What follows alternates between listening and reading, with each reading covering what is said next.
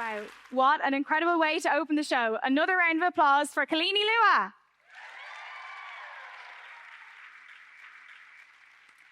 I'm so excited to share that we have over 800 people joining us here tonight, 4 times as many as we had at the first live celebration of the awards. How amazing is that?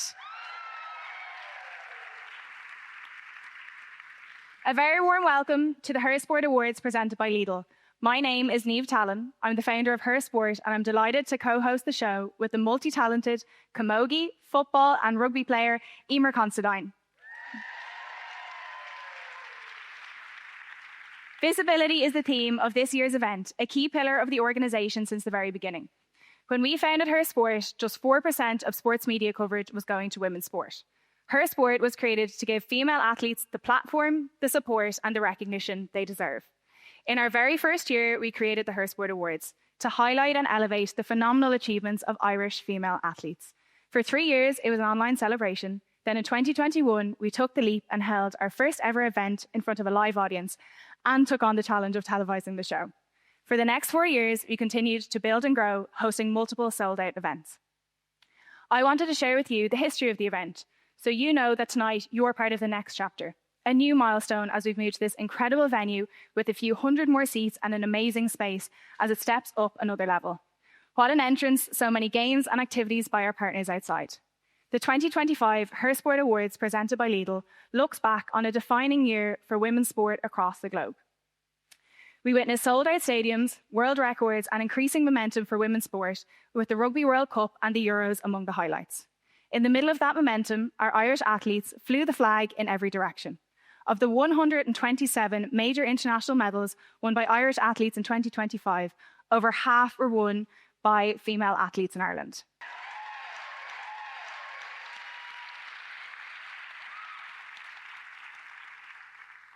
Tonight's nominees reflect the full breadth of that achievement. World champions, European champions, teams who delivered on the biggest stage, volunteers that lifted communities, and leaders who changed the future. I want to hear a great round of applause for every single nominee as they're announced tonight. They are absolutely incredible. Loads more claps than we imagined. I want to give a special thank you to Lidl for the incredible support as title partner and for their shared commitment to equality, visibility and opportunity for women and girls in sport. We're looking forward to hearing from Lidl's CEO, Robert Ryan, as part of the panel later tonight, where he will be sharing insights on their recent research, continued commitments and real impact. Thank you to our partners Fiat, Gym Plus Gyms, Aya, Be Perfect and Wilkinson Sword Intuition. I hope you are so proud of the event and your influence in elevating women's sport in Ireland. Sport brings us together, it inspires us, it shows us what's possible. And tonight, we celebrate a remarkable year and the people who made it happen. 7 awards we presented tonight to honour the very best of Irish sport in 2025. Emer, over to you. Gurb má got a Niamh, tá fáilte mhuar roimhir fad. Team of the Year recognises the teams whose performances defined the sporting year. Teams who delivered in decisive moments, held their nerve under the highest pressure and carried the identity of their counties and communities onto the biggest stages at home and abroad. Every one of them was built on togetherness, teamwork and teammates, delivering for each other when it mattered most. Here are the nominees for the Her Sport Team of the Year.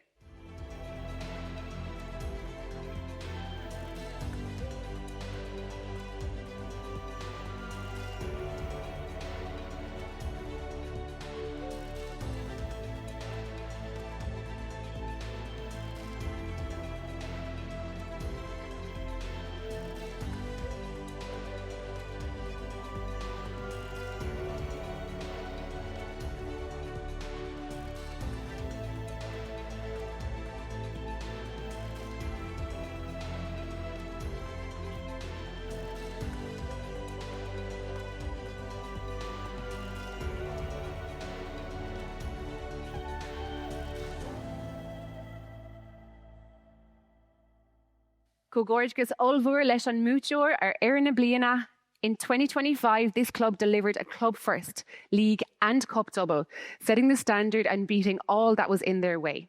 After winning their first title in 2024, they went back to back and the team's incredible journey has seen them reach the summit of Irish soccer. The winner of the Her Sport Team of the Year is Athlone Town FC. We're delighted to welcome Athlone Town Manager John Sullivan and Maddie Gibson to accept the award on behalf of the team.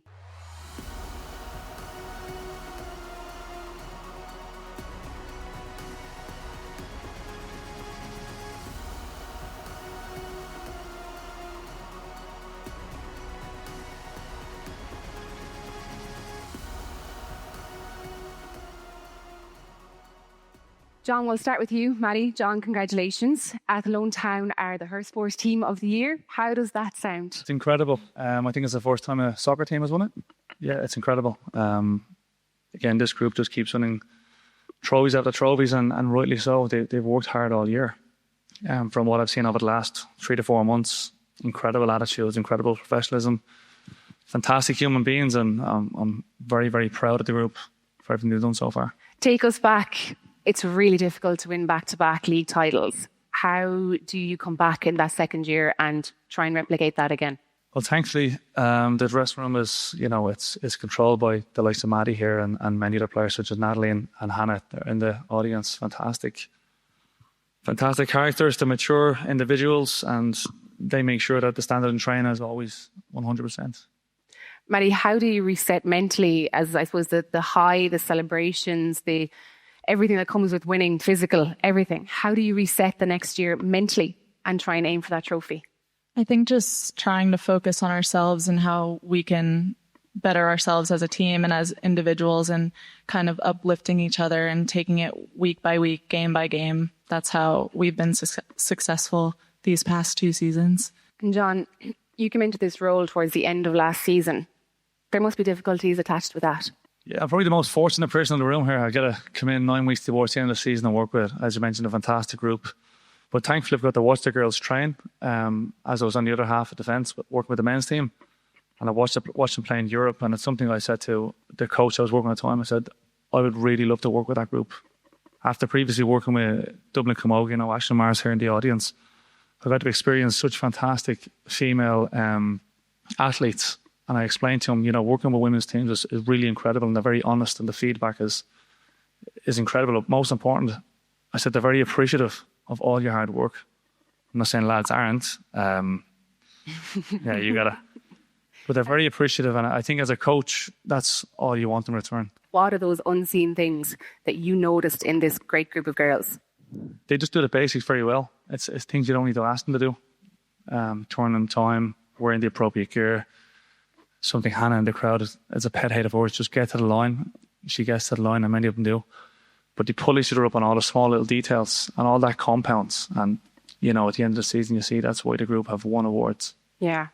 Maddie, individual performances get attention. You've had some fantastic girls on your team. But winning teams usually talk about those small habits. Would you agree with what John is saying around those small habits, and what else, makes this team have amazing individual performances that add to that collective? Yeah, I think just we do have some amazing individual players, but at the end of the day, it's a team sport, and we're all rooting for each other. There's no animosity when someone's doing better than another player or someone's starting over someone else. We're just like a very competitive and uplifting team, and that's the kind of culture you want to be a part of. There's a player, I'm sure a lot of people in this room would have heard of, Kelly Brady. Her numbers have been fantastic. And obviously to now move to Crystal Palace just shows the foundations that you in the club are setting for, I suppose, young girls and to pursue those dreams. What did she bring to this group? I think Maddie could answer that question. Maddie would know a whole lot more than I would. She's just a workhorse. She's just someone you want to be around. Like, she has the best personality, and she brought that every training, positive energy. So that was very special within the group, and that's why I think she did so well. Is because her presence on and off the pitch and her connections on and off the pitch. It was really amazing to see, and we couldn't be happier for her. Yeah, absolutely. Wish her the best of luck. It's fantastic. Maddie, if we rewind back to 2020 August, your first game was postponed due to COVID. If you fast forward 6 years, 2 league titles back to back, how do you make sense of a trajectory like that? How do you get from point A to point B like Athlone Town have done? Geez, I think I came here in 2022, so I don't really know about the time in 2020, but I think this program has only been around for 5 years. So to do what we have done in 5 years is just amazing. You know, some teams haven't done that in 20 years. So the amount of success that we've had is just all down to the players and the work that they've put in. All the girls that have been there from the start, you have to give them their props, and yeah, they deserve nothing less. Dan, you mentioned that you coached men's team, coached Dublin Camogie. What, I suppose, differences do you see within the men's side, and are the women making grounds to be on a level playing field with their male counterparts? Yeah, for sure. Like the last 5 years in the women's game, the girls have improved so much, and I think the main reason for that is the extra reps. They're getting extra facilitation on fields, gym sessions, accessibility. The opportunity to grow is a whole lot more accessible right now than it ever was, thankfully, and it's about time. However, I still think there's still a big gap. I don't want to create the debate right here between male and female sports, but there's still a big gap in the market. But in order for the game to grow as fast as we would like it to grow, there needs to be access to a whole lot more facilities. Yeah, and how does that happen? It's a great question. If anybody knows, we'll take answers from the audience. But finally, goals for 2026. What are we hoping for? I think to make it a better year than 2025. I don't know how we can do that, but that's what we're pushing for. Maybe to do even better than we did on the European stage and get women's football on the map. Absolutely. Well, congratulations to John and Maddie and to Athlone Town FC for winning the Team of the Year. Athlete of the Year, sponsored by Gym Plus Gyms, honours the individuals who set the pace for Irish sport in 2025. Across this shortlist, you'll find world champions, global medalists, national record holders and more, those who delivered when everything was on the line. These athletes gave moments and performances that will be etched in our memories forever. A shortlist that exemplifies the talent of a small but mighty nation. Here are the nominees for the Her Sport Athlete of the Year, sponsored by Gym Plus Gyms.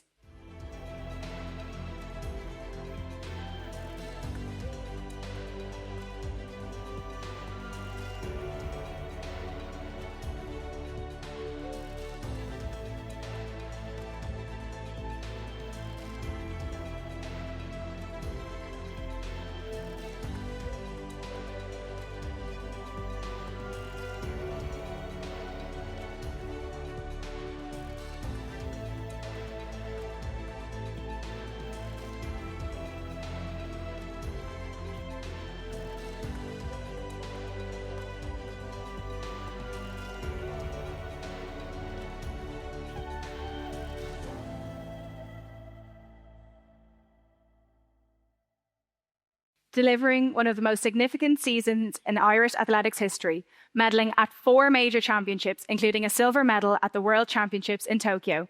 The winner of the Her Sport Athlete of the Year, sponsored by Gym Plus Gyms, is Kate O'Connor.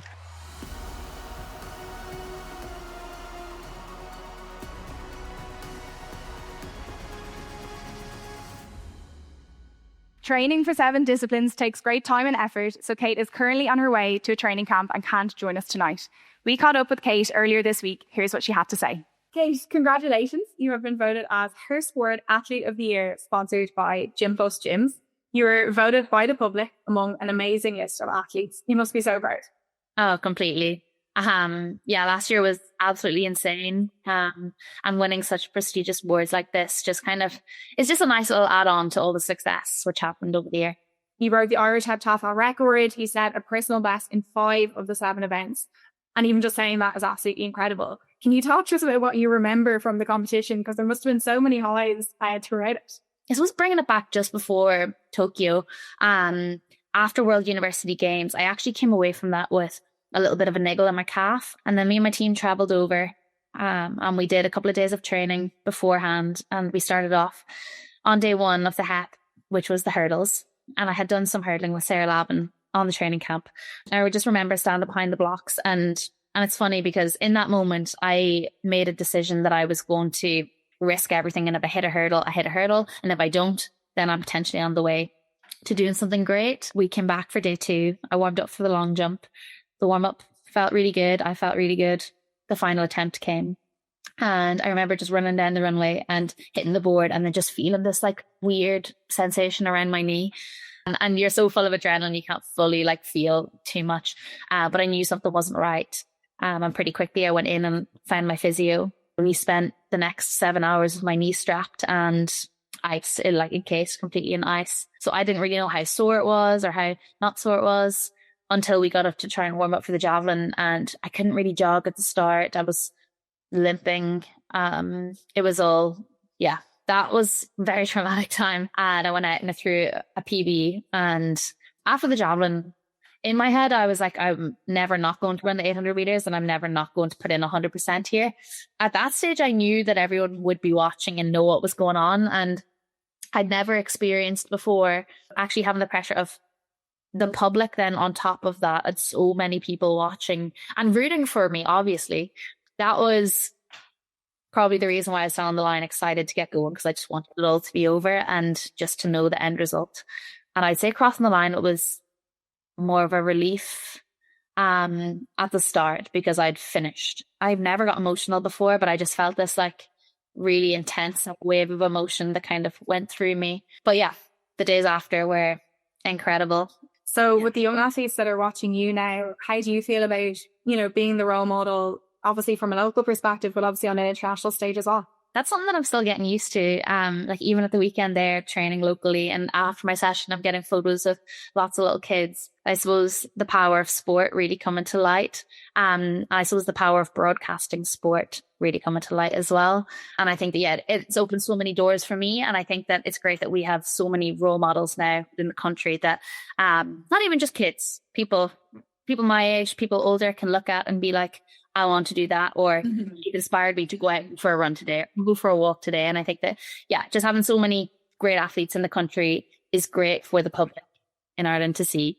Kate, congratulations. You have been voted the Her Sport Athlete of the Year, sponsored by Gym Plus Gyms. Thank you so much for voting for me. Her Sport, thank you so much for this award. I'm so appreciative of it. And yeah, I hope I can bring more success to the country next year. And I'm really looking forward to getting out there and representing Ireland. I'd like to invite Sandra Dunn, Managing Director of Gym Plus Gyms, to do the honours of presenting the award to Michael O'Connor, Kate's father and coach. Last year, Michael was recognised by World Athletics with the Coaching Achievement Award for his role in Kate's remarkable success.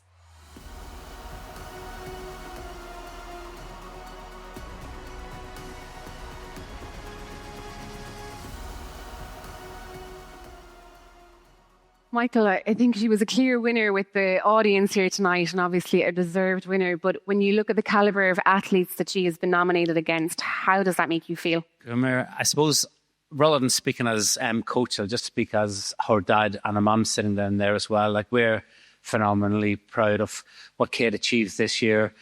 We know the work that she's put on, that she puts into this in the background, and the dedication, and I suppose also like the support network that's built around her, the support that they give as well. But yeah, like 2025 was an absolutely incredible year. I think I repeat some of the words that she says, like, we would have taken one of those medals, but the year just kept going on and on and on. It was phenomenal. Like, just to remind people, she medalled at every major championship she entered. She broke national records in both the heptathlon and pentathlon, and stood on the World Championship podium in silver place in Tokyo. At the start, we just give her a round of applause. It's just fantastic. Thank you.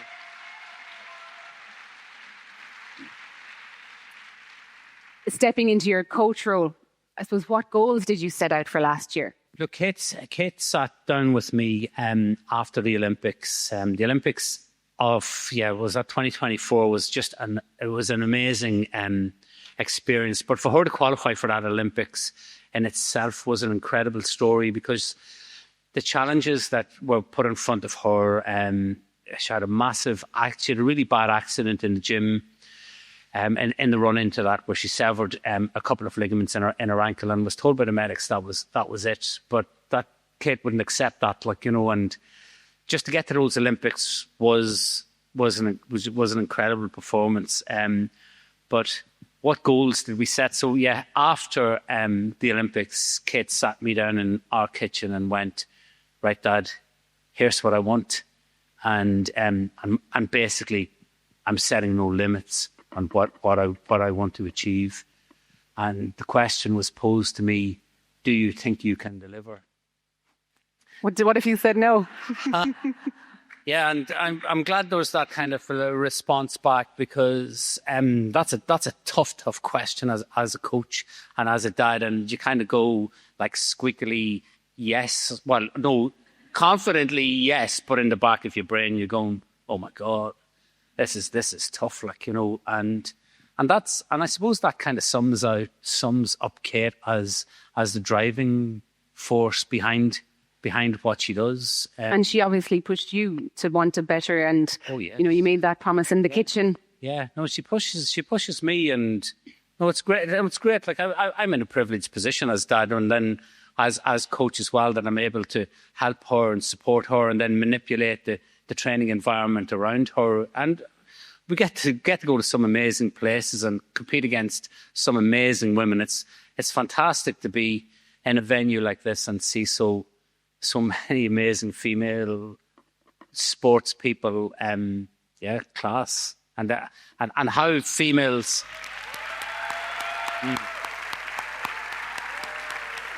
Yeah, I'm going to just finish that off, because I think what girls have done in sport over the last 10 years, what her sport and all the rest of them have done in supporting female sport is absolutely massive. Like the amount of world champions and athletes competing at phenomenal levels now, I think it's put the boys under a bit of pressure, and they certainly have within athletics, and they're having to up their game. They mightn't like that, I suppose. Maybe you'll edit that out of TV, but...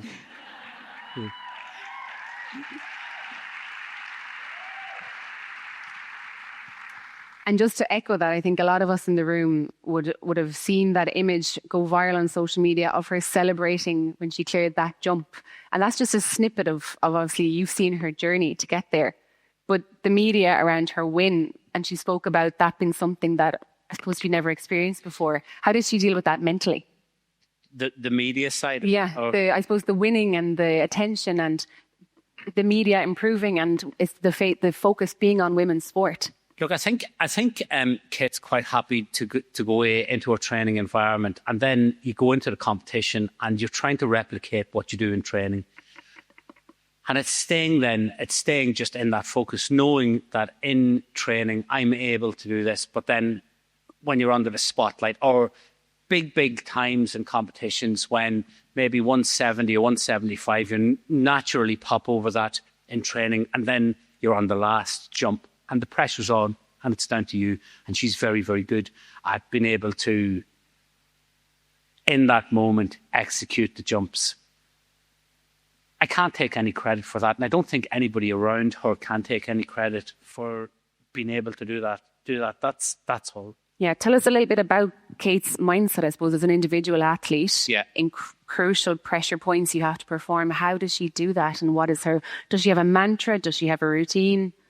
I think she just believes in just the training that she's put in beforehand and her preparation. As a dad, thinking back when you got her to join St. Gerard's Athletic Club back in Dundalk, back at the age of 10. Yeah. Did you have dreams for your daughter to be on the world stage like this, or were you just hoping she was going to be athletic? Look, all my children, I suppose, went to various clubs and joined different organisations. We as a family had super times going down to Tallon, maybe staying down there after competitions. There would have been teams of kids going to the likes of the All-Irelands and the Leinsters, and some of them would have won medals, and then afterwards maybe we'd have gone for a picnic and the medals would be lying in the back of the car, and then it was just really about the fun and the camaraderie and meeting. I suppose to start with, you meet girls and boys in your local area, and then it becomes national, and then it becomes international as you move up through the levels. So it just happened naturally. It just happened. Through talent. It just happened, yeah. Now, Michael, I know you wouldn't have seen this, but earlier when we were chatting with Kate, we wanted to show you this. We caught up with her, and she had a few fabulous words to say about you. Really? Dad, I just want to say a huge thank you for all the years of work and support you've put into me. I wouldn't have done what I did last year, or really any of the years, without you. I love traveling the world with you. I love training with you day in, day out. hopefully we have many more years and lots more success to come. So yeah, I just want to say a huge thank you, and I hope you enjoy the evening.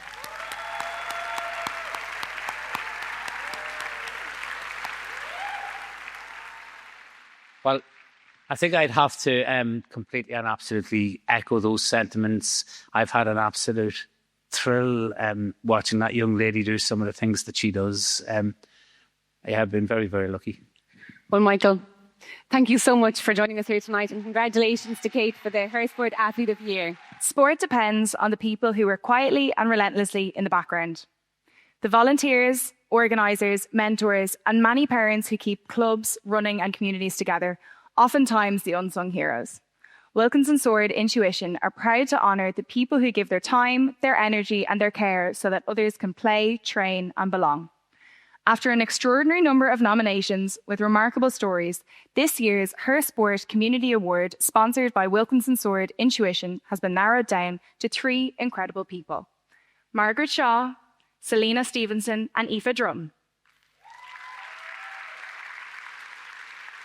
Margaret Shaw is one of those people every club depends on. For over 8 years, she has managed Railway Union's ladies hockey team with care and quiet professionalism, supporting league titles and European qualification.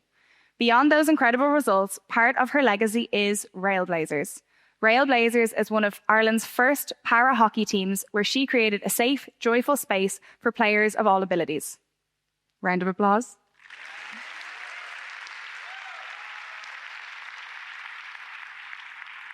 Celina Stephenson founded Runners High Dublin, which promotes slow running, focusing on running distances at your own comfortable pace, no matter what that is. She gives women a running space where no one feels left behind. Celina welcomes beginners and those who felt they never fit into a strong, supportive community where they feel that sense of belonging. She has helped women find confidence, connection, and enjoyment through movement. Finally, Aoife Drum, who has spent years creating opportunities where little existed. As Ireland's only artistic swimming coach, she has supported athletes of all ages and abilities. Some of her biggest impact is working with a group of young people with Down syndrome, bringing them to perform at international competitions, and teaching synchronised swimming to older women who grew up believing sport wasn't for them. In her spare time, she also hosts charity fundraising shows. A round of applause for all 3 nominees.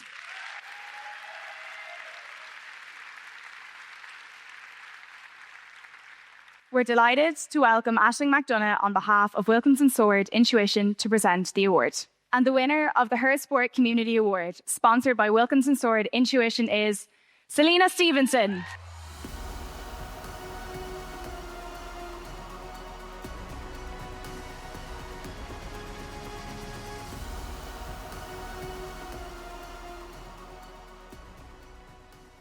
Celina, huge congratulations. You are the Her Sport winner of the Community Award, sponsored by Wilkinson Sword Intuition. How does it feel to have your name called out there by Niamh? I think I'm in a state of shock, honestly.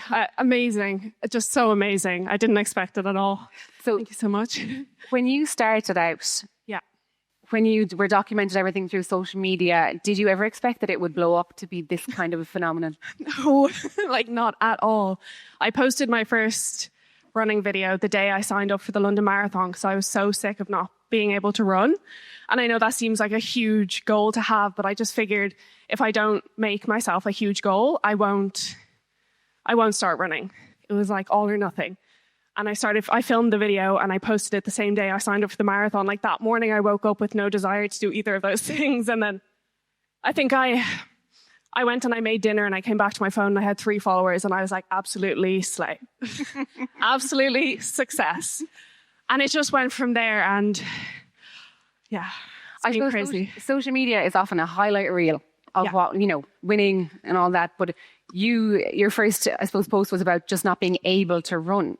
Yeah. And how important, like almost like it was something wrong. How important was it for you to show that honest side of the story? And how did it impact, I suppose, other women or other runners?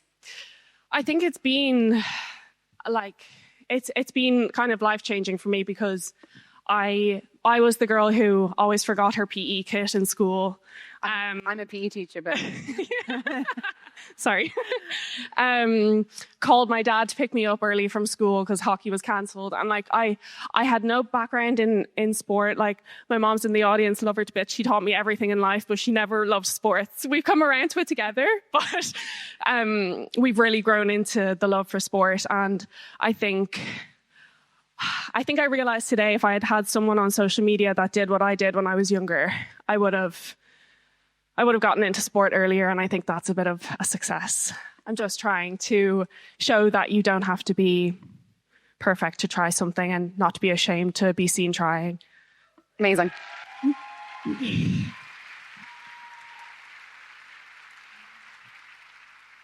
And I suppose, unfortunately, there are too many statistics out there showing the high dropout rate of female athletes, young female athletes, or not even athletes, in sport, in physical activity, full stop.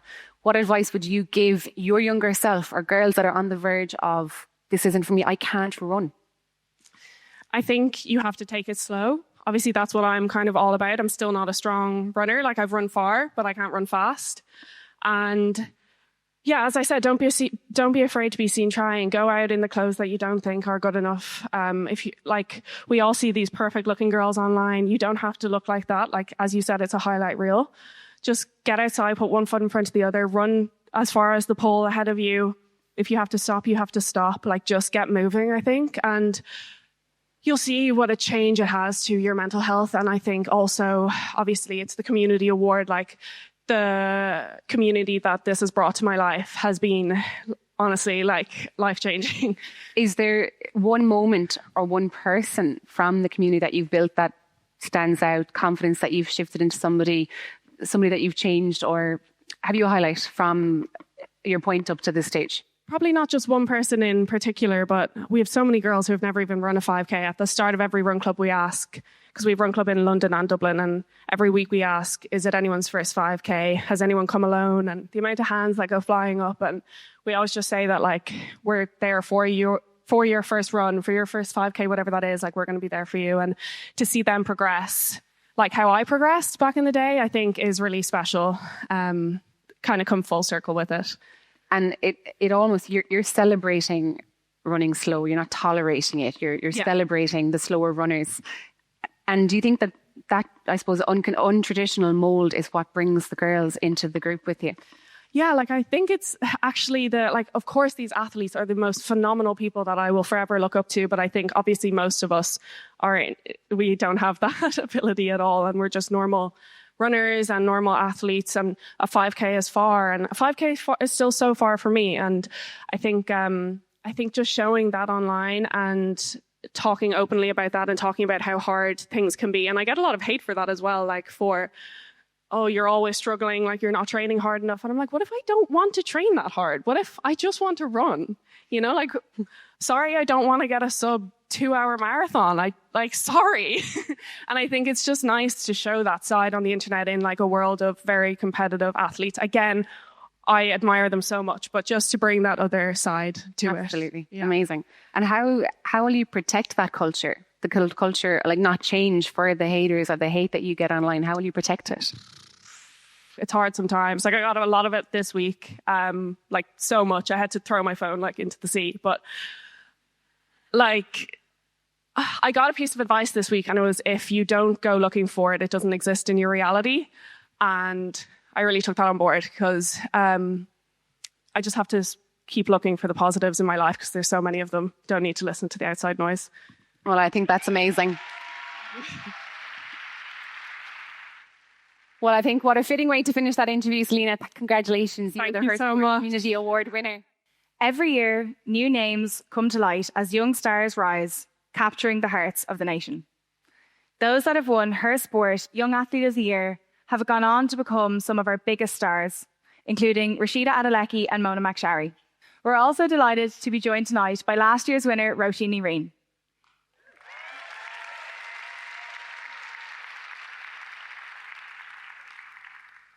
In 2025, our young Irish sportswomen made themselves known across arenas, tracks, pitches, pools, and beyond. Every one of our nominees have already shown their great talents, and excitement builds as we look forward to following their journeys. Here are the nominees for the Her Sport Young Athlete of the Year.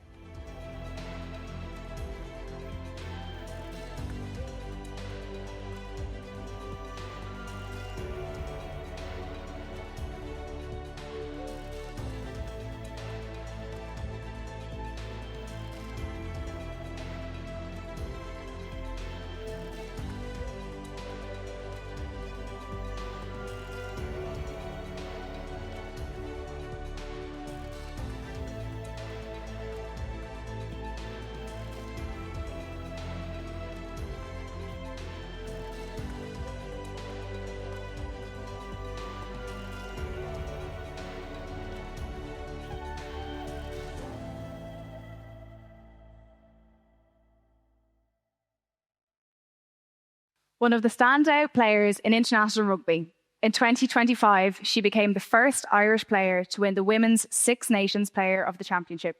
And if her performances so far are anything to go by, she will be an athlete Ireland will be watching and celebrating for many years to come.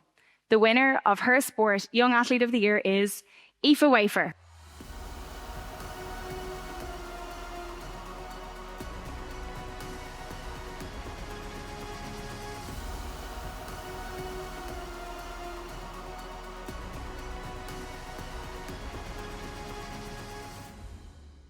Aoife Wafer, to add the Her Sport Young Athlete of the Year to your list of accolades that you've won this year, how does that feel? Yeah, it's brilliant. Obviously, this is voted by the public, so it obviously means a lot more as well. To have the Irish public kind of watching our team, following our team is unbelievable, and it's been an incredible whirlwind of a year is one way to put it. But yeah, it's always nice to get these things, but it's never for just me, is it? It's a team thing. We'll come back to the team. Yes, I'll come back to you in a second. So last year's Six Nations, you were one of the standout players, joint second top try scorer and leading the tournament in top carries. When you reflect back on that campaign, the Six Nations, what stands out? God, probably a few moments, to be fair. Like it was an odd Six Nations because obviously you take so many highs from different games, and there's also games that you come away from and like, oh, like that one got away from us. For example, the French game in last year's Six Nations was one that we really targeted and it didn't go our way.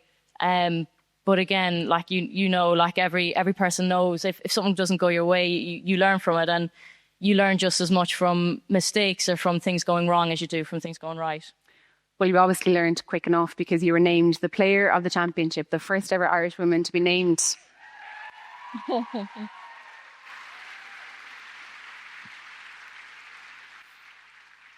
How did that feel? When you compare the likes, when you're compared against English players, French players, Welsh, we've seen the standards that they raise, and you're currently over in Quins. You see them and you train with them week in, week out. How did it feel for you personally to win that? Yeah, to be honest, it's probably something that's not sunk in fully. It's probably something that I haven't taken time to fully appreciate.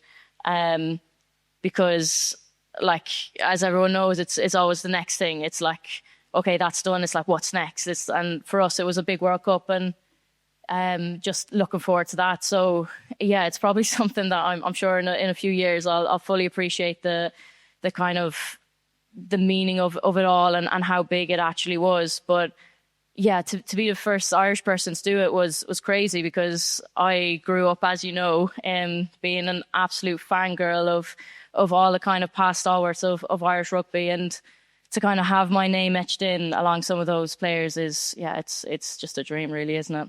It was, I suppose, a year of highs and a year of lows, I suppose, personally. Can you fill the room in just a little bit about that?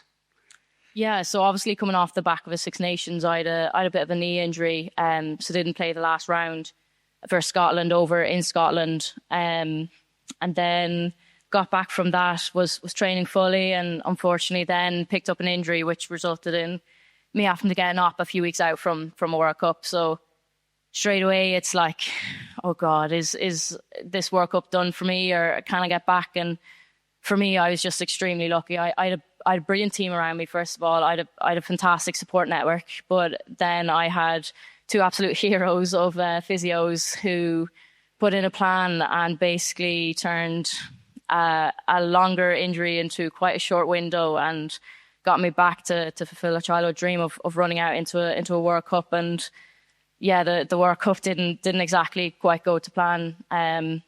We didn't achieve our on-field goal, but to be honest, we achieved an off-field goal, and we always speak about it, and it's been around for a long time of inspiring the next generation, and we could feel that green wave every single step of our journey, whether it was Brighton when the stadium was painted green, or whether it was that World Cup quarter-final when after the final whistle went and we were down in the corner, every Irish person stayed to feel it with us and to nearly congratulate us for getting there.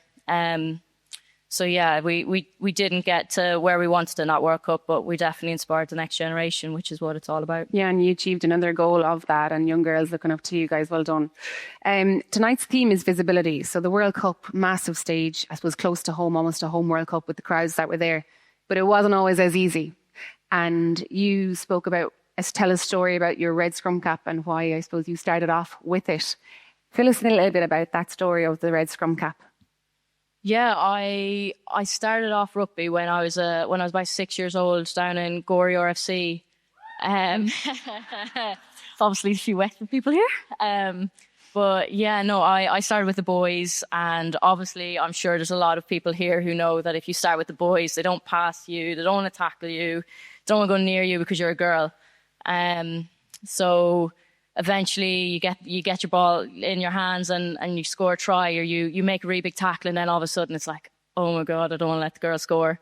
So it's like, okay, we have to tackle her, or we have to pass to her because she can actually score for our team. But then it was like we were playing in blitzes, and the opposition coaches were standing on the sideline, arms crossed, and telling their boys to run down the wing. It's like, oh, there's a girl on the wing, like run down there, run down there.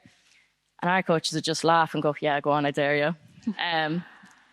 So yeah, they wouldn't come down the wing again. But yeah, I started wearing a scrum cap then. As my mum likes to remind me, it's because I thought it would hide my really long blonde hair, which obviously it did not. And then I suppose as I started progressing through pathway. And why? Why did you want to hide your long blonde hair? I suppose to fit in, isn't it? Yeah, to look like one of the lads, to be treated equally, I guess, to come up against opposition and them not to straight away go, that's a girl, we're going to go down there. It's to go, oh yeah, it's just one of the lads and we're just going to go beat them. Do you know, because when you're that age, there shouldn't be a difference, because like we're just kids throwing around the ball, trying to play a bit of rugby. But yeah, then I guess I started progressing through pathways, and I think it was my 16th birthday, and I didn't really need anything. My mum was like, right, I'll just get you a scrum cap. So she came home with a red scrum cap, and then I suppose the games I was playing started getting streamed, and they started going on the telly, whether it was for Ireland or Leinster or wherever it was. And my nan started watching them, and she's forever one of my biggest fans. And yeah, like she used to start giving out when other teams started wearing red scrum caps. For example, if Leinster were playing Connacht and one of the girls was wearing a red scrum cap, like, she shouldn't be wearing that. And my uncle would be like, yeah, but she's wearing a green jersey, not a blue one. So yeah, like it was her way of picking it out, and even right up until she passed away, even when she was on her deathbed, I was still trying to fight back into an Irish jersey after being out for nearly 2 years with a hamstring injury. And she's there batting away the nurses and trying to ask my dad, like, did she get back? Did she get back? And my dad was like, yeah, she's playing Spain in WXV3 in Dubai, and she's finally got back. So I suppose it's one of my proudest moments, to be completely honest, of knowing that I made it back into an Irish jersey, and her knowing that I made it back into an Irish jersey before she'd passed away.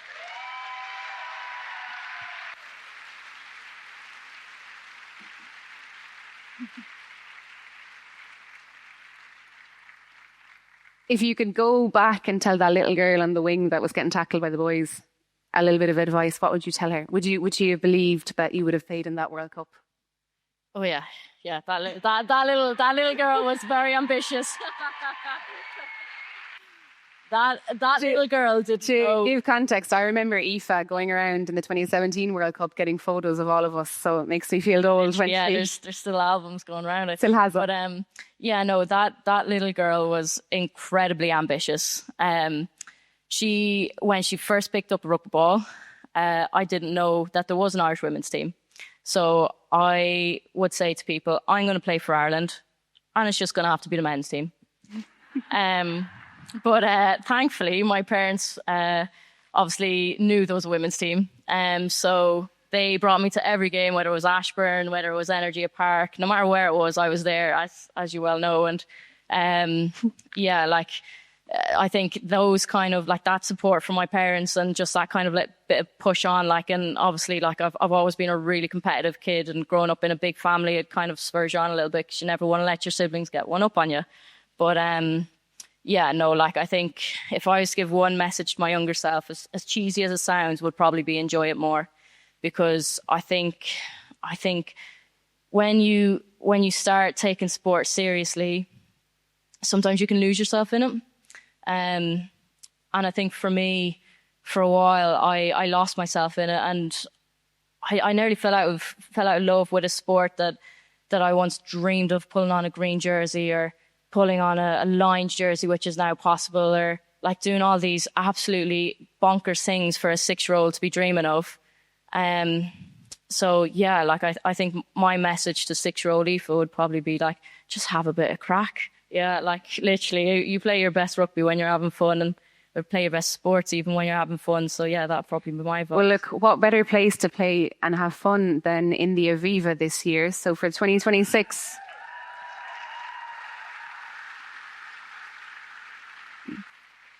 for the first time ever, an international women's rugby game will be in the Aviva in 2026 in this year's Six Nations. So 12,000 tickets already sold. Get yourselves there. How exciting is that going to be? Yeah, it's mental. I was at the game in 2014 when the Irish women last played in the Aviva. A memory actually popped up on my mum's phone a while ago from Facebook, and it was a big smiley head of Aoife Wafer looking out onto the Aviva pitch with stalwarts of the game just walking around the pitch, and I thought, oh my God, that would be the dream. Yeah, it is. Now, 12 years later, we finally get to do it in a standalone game. And as you said, over 12,500 tickets sold. And yeah, it's going to be an absolute brilliant game, I think, for Scotland. Well, best of luck to you in the Six Nations and this year. A huge congratulations to all of tonight's winners so far. Before we break, we have a special competition with thanks to our official vehicle partner, Fiat. Fiat Ireland is giving you the chance to experience 5-star luxury in one of Ireland's most breathtaking destinations. Win a luxurious 2-night stay at the magnificent Cashel Palace Hotel, where timeless elegance meets modern indulgence. From beautifully appointed rooms to tranquil spa facilities, you're sure to leave feeling relaxed and refreshed. And to make it truly unforgettable, enjoy dinner at the Michelin-star Bishop's Buttery restaurant, an extraordinary dining experience showcasing the very best of Irish cuisine. This incredible prize, worth over €1,500, could be yours. Luxury, style, and an unforgettable escape, all brought to you by Fiat Ireland, the official vehicle partner of the Hersport Awards presented by Lidl. To enter, simply scan the QR code on screen and answer the following question. Who is the official vehicle partner of the Hersport Awards presented by Lidl? Competition closes on Wednesday, 18th of February. What a brilliant competition with thanks to Fiat. Scan the QR code or go to awards.hersport.ie/Fiat. Fáilte Rash, tá sé now minute don Fanéile Nocht, a conversation about where women's sport stands right now, what has changed and what still determines who gets seen, supported and believed. Visibility sits at the heart of that.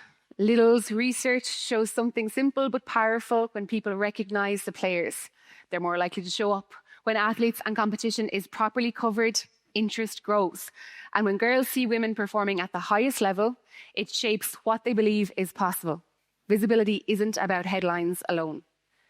We've made strides, coverage has grown, perceptions of quality and skill have shifted, but gaps remain and progress does not happen on its own. Tógan sé obair le chéile agus a nocht. Tonight's panel brings together 3 people who will share their insights from the pitch, the pool and the boardroom, sharing how visibility, opportunity and investment interconnect. Tá anna ásairm fáilte a chur of our panel Ítach a nocht. Please welcome Dublin Camogie Vice Captain and Co-Chair of the Gaelic Players Association, Aisling Maher, Paralympic gold medalist Ellen Keane, and CEO of Lidl Ireland and Northern Ireland, Robert Ryan. Aisling, we'll start with you. You, through your work with the GPA, you must have seen major developments in, I suppose, women's sport. Yeah, absolutely. I think probably as a player over the past 10 or 12 years, there's been, a definite increase, a definite improvement. And then probably more so even in the last 3 or 4 years that I've been involved more and more heavily with the GPA, you get to see more of, I guess, the nitty and gritty of the moving in the background and the amount of work that's being done behind the scenes to try and elevate the profile of women's sport. Do you think that younger players come in with this expectation that they haven't seen, I suppose, the work, the grafting to get camogie players, ladies footballers, ladies athletes in general to this point? Yeah, I'd say there's a few of the younger Dublin camogie girls that probably have been given out to by me over the years for not appreciating what they have, and they're probably sick and tired of hearing me say back in my day and when I started and we didn't get this, that and the other. So there probably is a little bit of that, but I think, you take a step back from that as well and you realise that that's a really good thing because, young boys go into senior male setups expecting things and expecting standards and expecting opportunities. So why shouldn't young girls do the same?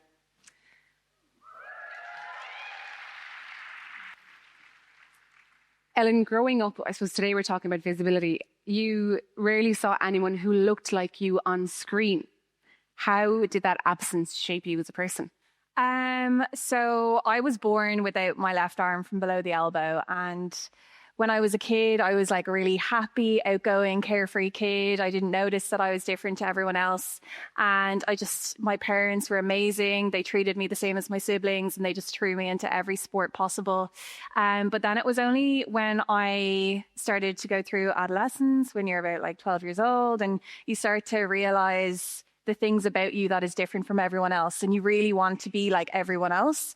And I started to notice people staring at me. I started to really realize that when I looked at the TV, I couldn't see myself on TV. I couldn't see myself in the media anywhere. And anytime I did see someone who had maybe my disability, it was always like the bad guy in a Disney movie, like Captain Hook, or my closest, I guess, role model would have been like Nemo the fish.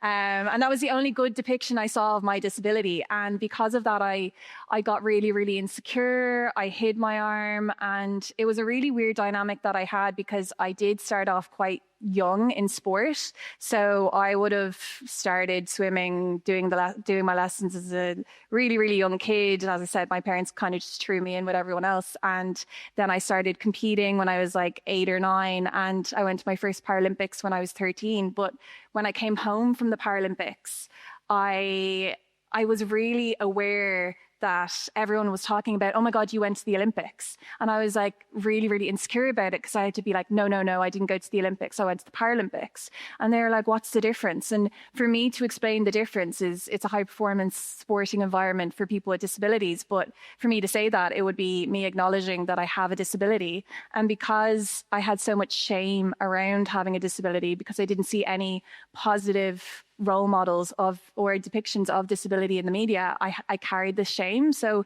I did this amazing thing as a 13-year-old, but I couldn't talk about it and I hid from it and I carried so much shame about it because there was no visibility of disability in the media. And how important is it now that you do the work that you do?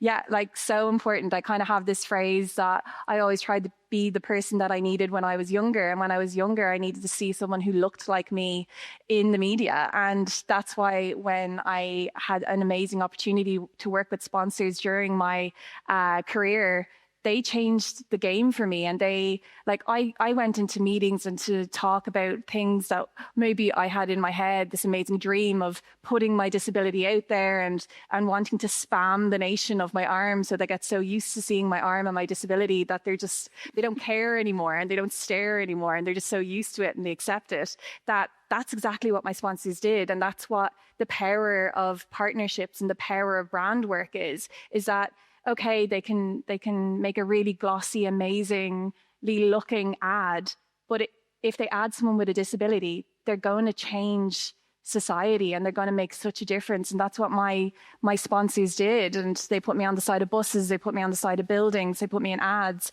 They even told the story through one of the ads Allianz did about me when I was younger and wanting to hide my arm. And when we were making that ad, it's almost like because when you're working in an environment where you're so used to things being a certain way, you kind of forget to think outside the box. And when we were making the ad, I had one request, and it was for the person who played Mini Me in the ad. I asked if they could also be disabled and have one arm. And there was like a light bulb moment when they're like, oh my God, we didn't even think about that. And I was like, what were you going to do? Like CGI the arm off the kid? Like, you can't be doing that. So by one making this ad that told my story of my insecurity and my arm, it was helping me and helping society. But they also gave a job to another disabled person, and that was making such a difference for me as well. And that young girl, this was nearly 10 years ago now, I'd say, but that young girl then went on to do modelling. So like the difference that had, the knock-on effect that had, that Allianz decided we want to make this ad, like it was huge, and you couldn't predict that. Yeah, it was fantastic. And well done.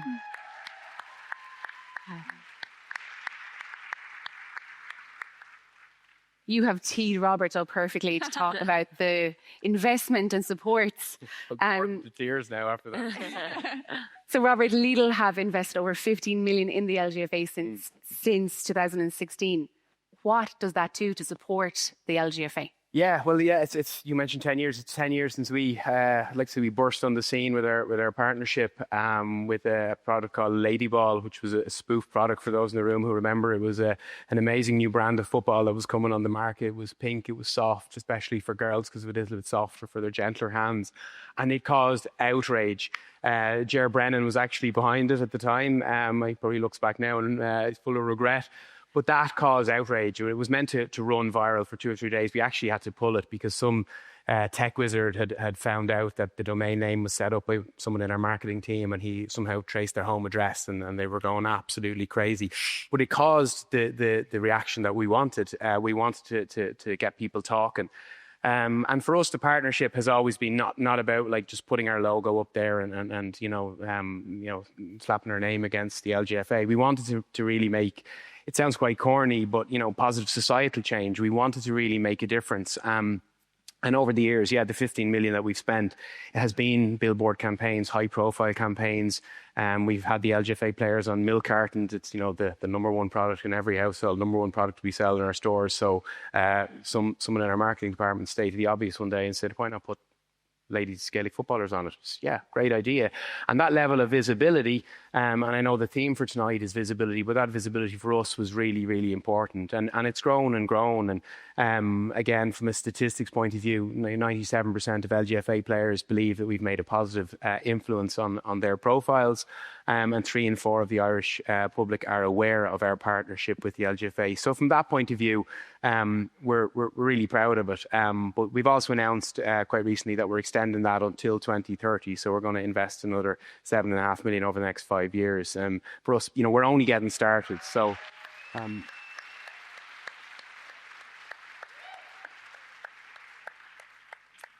So Lidl's research shows familiarity with players, and actually the other day it brought to my attention about the new ad that's on the TV with Carla Rowe scoring the goal, and it's the name, the voiceover on the ad that's bringing, it's in the middle of you doing your grocery shop and then it cuts to Carla Rowe. That familiarity is, I suppose, it's super important for players, but not just players, for, I suppose, the outside world who don't go to those games, who don't get bums on seats, to go, do you know what, ladies footballers play football. They are sponsored by Lidl, that there's this investment, there's interest in it. How important is that for you to see that recognition finally working? Yeah, it's huge. We've tried to be guided in every one of our campaigns that we've completed so far. We've tried to be guided by research. I guess that's where the business side or the nerd side of us comes out, and we're like, well, what's the data? What direction of travel do we need to go? And there is huge positive momentum within women's sport. So from the latest research that we conducted, there's been double-digit growth in pretty much every metric we've looked at. So 65% of the people surveyed through Red Sea Poll have said that they view the game, they view female sport as being highly skillful. And I know that's quite a mad, when you look around the room tonight and you hear Evan, it's mad that you even have to ask that question. But 65% is 12% more than where that was 2 years ago. 71% of the Irish public say that they believe female sport to be of a high quality. And over 50% say they would watch more female sport if it was on offer. And what do you put that down to? I put that down to just the room today. I mean, like you look at the highlight reel at the start, it's just been phenomenal. I think it was Michael said earlier on that, they're putting the men to shame. And, yet the media still don't carry enough of it. And that's the kind of, crusade that we're on. Still, for every 15 articles that are printed in the media, there's one for men, there's one for women. So that's just societal change. And so visibility for us, visibility drives interest drives coverage drives attendance. They're all interlinked. So to go back to your question, the latest research that we have pointed us in the direction of, greatness needs to be seen, which is the theme of our campaign.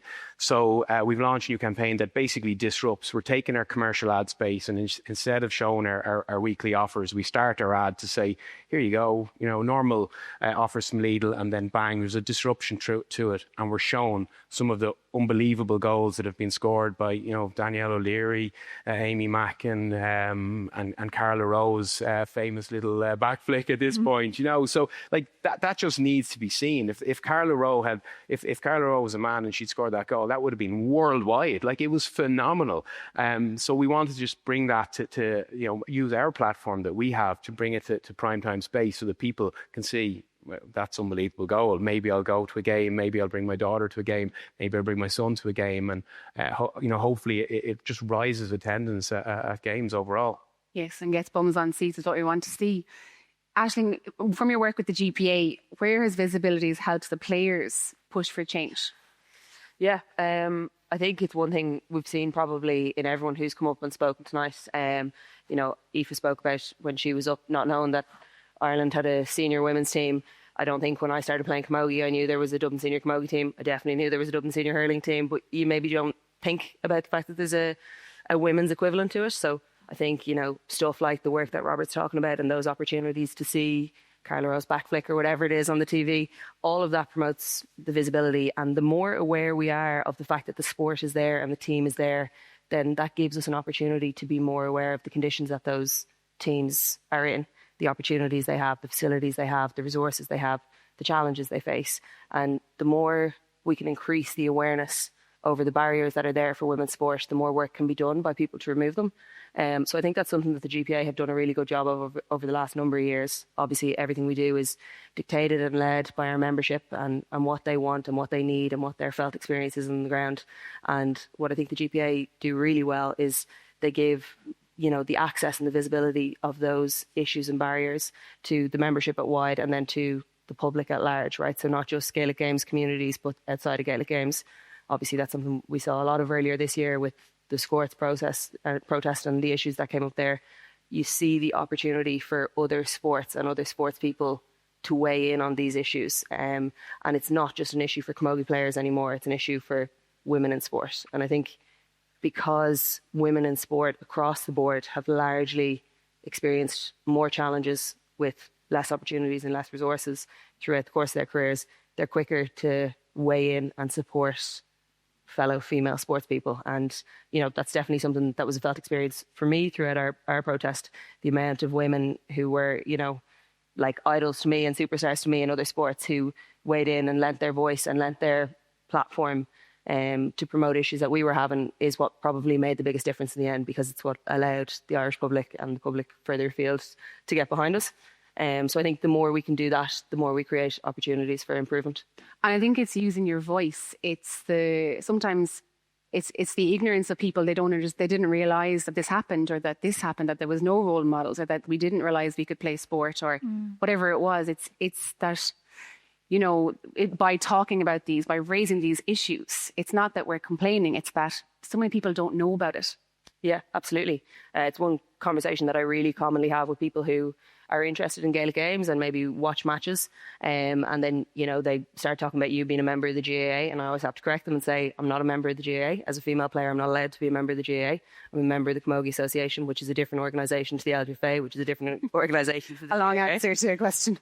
So, we could go on all night about that and the challenges that creates. But, as an example of that, one conversation that Ellen and I were even having in the dressing room before we came out was a lot of people don't realise there's county boards in every county that run the Gaelic teams for the hurlers and the footballers on the men's side. They have multiple paid positions in every county across the country. So those people are held to account for standards, facilities, promotion, social media content, everything that's necessary for those male teams to be successful. On the female side, I think it's a correct statement to say that there isn't a single paid position on a single county board for LGFA or Camogie the length and breadth of the country. So you volunteers in those positions who are working really hard, who are doing the best they can, but they're not trained professionals. They're not aware, like they don't have the experience to know how to run a business or how to promote a game or how to, elevate the standard of female sport. They're doing their absolute best, but they're also working a full-time job on top of it, and they're also raising a family on top of it, and everything they're doing voluntarily. So how can female players and the LGFA and the Camogie teams catch up with the men's team when that quantity of resources is being pumped into the men's team and the women are relying on volunteers to come in and take over those roles? And do you see it going that way? Sorry, I'll jump on to the rest of you. Just the GPA. With Conor, I saw Conor a while ago. We had Conor on last year talking about the merger. How far will we get there? Will female sports get there? Well, I sincerely hope so. And we need a chance, right? We need an opportunity.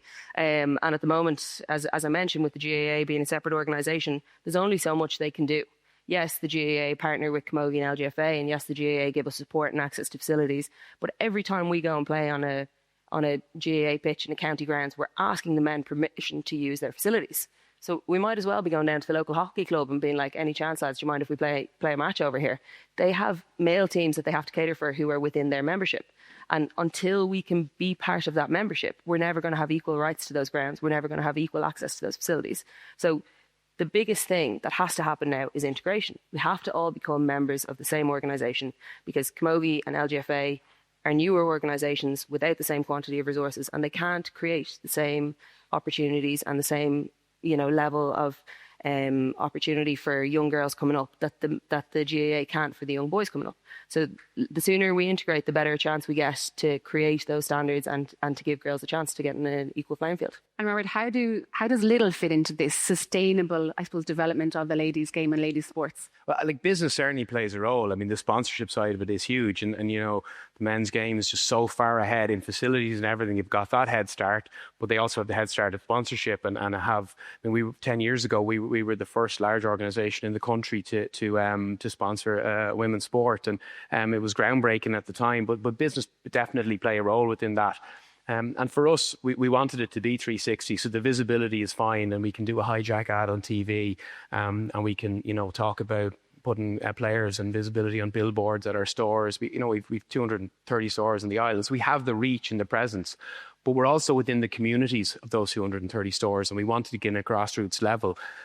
So we provided jerseys and equipment to over 1,000 clubs throughout the country. We've over 400,000 in cash that we've contributed to LGFA clubs who otherwise, when it comes to sponsorship, when it comes to events, when it comes to fundraising, they are behind their male equivalents in the club. So for us, that's how we wanted to get involved, and we wanted to do a proper and work hand in glove with the LGFA, and thankfully we found a partner that was very open for us, looking at doing, big bang, big noise campaigns, but also it was so important to get involved at the grassroots level. And people always talk about grassroots, but grassroots at the end of the day is funding its equipment, and it's putting your money where your mouth is. And thankfully we've done that, and we'll continue to do that over the years ahead. And I heard Hannah Turrell actually speak during the week, and she talked about implicit bias, and that implicit bias exists, and it was great to hear her talk about it, where when you grow up in the men's game, as I did, I've 3 daughters now who I coach their teams, so I have a vested interest in the LGFA. But you don't, as a man, you grow up in a different environment. You don't grow up knowing, you don't know what you don't know, I guess, but you don't grow up knowing the battles that the ladies' game has had for facilities, for equipment. And when you see it firsthand, you're obviously far more passionate about it. So for me, it's the business side of it where I'm trying to push it, but also I see it as anyone who's a father to girls will see it as well. Yeah, and raising those issues. Ellen, what does visibility look like for you? It's just having everyone in the room be a little bit different and look a little bit different. So I have moved more into a broadcasting side of things at the moment. And I recently was working on a segment, and I got the research notes, and in the research notes was all about the GAA. And I was like, I have absolutely no problem talking about the GAA, but can we also have some notes on the ladies Gaelic football and the Camogie? And because the research was coming from a male and I was a female asking for these notes, like, it's the people in the room who spot what's missing. And I think that's so important. So when it comes to employing people, when it comes to looking in the room at the decision makers, it's about having a diverse group of people, because also as a person with a disability, I'm going to know more about Paralympic events and when Paralympic events are on versus Olympic events or team events. So it is just about having the right amount of different people in the room trying to come up with a plan and trying to get the visibility out there. If we're looking at the overall structurally, what is the real cost of being unseen? Well, for me, like as a kid, as I said, I grew up really, really insecure about my arm. And maybe if I had more role models and more visibility earlier on, because I definitely went down a depressive slope. I really struggled with my body image and my self-worth. And even as an adult now, there are moments where I might even think to myself, oh, I'm unworthy because I have a disability. And that's like an internal ableism that I have because I've not seen enough of people with disabilities in the media. And I think that's the biggest cost, is that, especially when it comes to women as well, thinking that we can't do something because we can't see other people like us. And it does take great bravery as well to say, I can't see someone like me doing it, so I have to be the first person to do this. And I did Dancing with the Stars, and I was the first person on Dancing with the Stars with a physical disability. And that was the first time this was after Tokyo, after I'd won my gold medal, and I did the show. And during the show, I was so aware that I was the disabled one on the show. And I was so aware that I had to do things differently. And I became really insecure. But that's the cost, is that people are going to have mental health issues because they can't see someone looking like them or the representation that they need. And people are going to miss out on opportunities. I think you celebrate it from what I see, and your social media is so positive around it, and it opens up my eyes on a daily basis. But you also have spoken around your openness around ADHD. Yeah. And how does visibility intersect with, I suppose, mental diversity? Oh, like I got diagnosed with ADHD after Tokyo. So I've only had that diagnosis for about 5 years now. And you're like, does it all make sense? Oh my God. But that is the power of social media. So the most amazing thing about social media is you can put anything online and you can find your community. Like, I know there's a lot of bad sides to social media, but anyone can decide, I'm going to start telling a story and start sharing my story, and maybe I'll find my community. So for me, growing up, social media wasn't really a thing. So I didn't have that community, but I started to see things about ADHD and I was like, oh, maybe the reason I'm struggling with so much of these things is because there's something there. And as soon as I started to have that conversation with my psychologist, it would kind of kickstarted things. So it made me feel a lot more at peace with things that were happening. And I was a lot kinder to myself because I could understand why certain things were happening. But it wasn't just the ADHD thing. It was on social media, because there was no one on Team Ireland with the same arm as me or no one doing certain things in the gym as me, I used social media to find people with the same arm as me doing certain exercises in the gym. And I learned that I can do a clean, I can do a pull-up, I can do a deadlift. I just need certain adaptations. And that's the power of social media. It's actually amazing to watch those videos.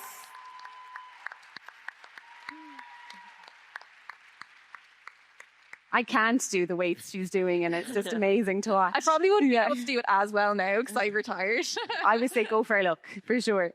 Robert, I know you obviously have a personal investment. We've met your daughters before at the intermission, and I suppose it's opened up your eyes to it. But what do you want to shape in a world for them? As a father, forget about Lidl for just right now. As a father, what would you like to shape? You just want them to grow up with the same opportunities as the guys have. Again, you look at it through a different lens. I remember one day coaching on the field, and we had half the pitch, and the pitch was split in two. The guys were down one end, the girls were down the other end. And the guys had more numbers, and one of the coaches said, can we actually just take 3/4 of the pitch? And I just said, yeah, we've less numbers, it's fine. And two of the female mentors burst forward and said, no, give them nothing. For me, this was an eye opener, like, you know. But now I'm absolutely saying the same. And it was explained to me afterwards. I was, what's the big deal, like, you know? And it was explained to me. Do you know how long we fought to get to half of the pitch? We are not giving it up.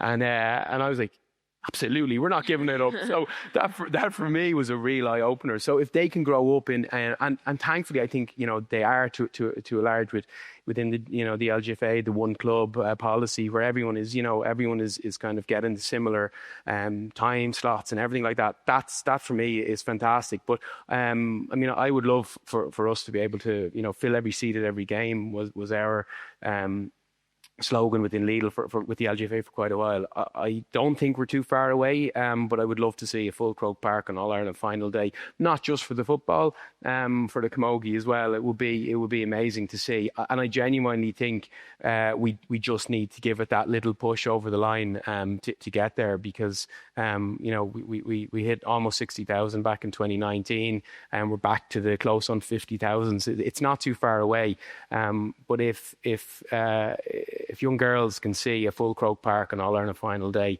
in both codes, I think that would be amazing to see, yeah. Yeah, it would, and it's happening in so many sports across the country, around the world. Can I just add to that?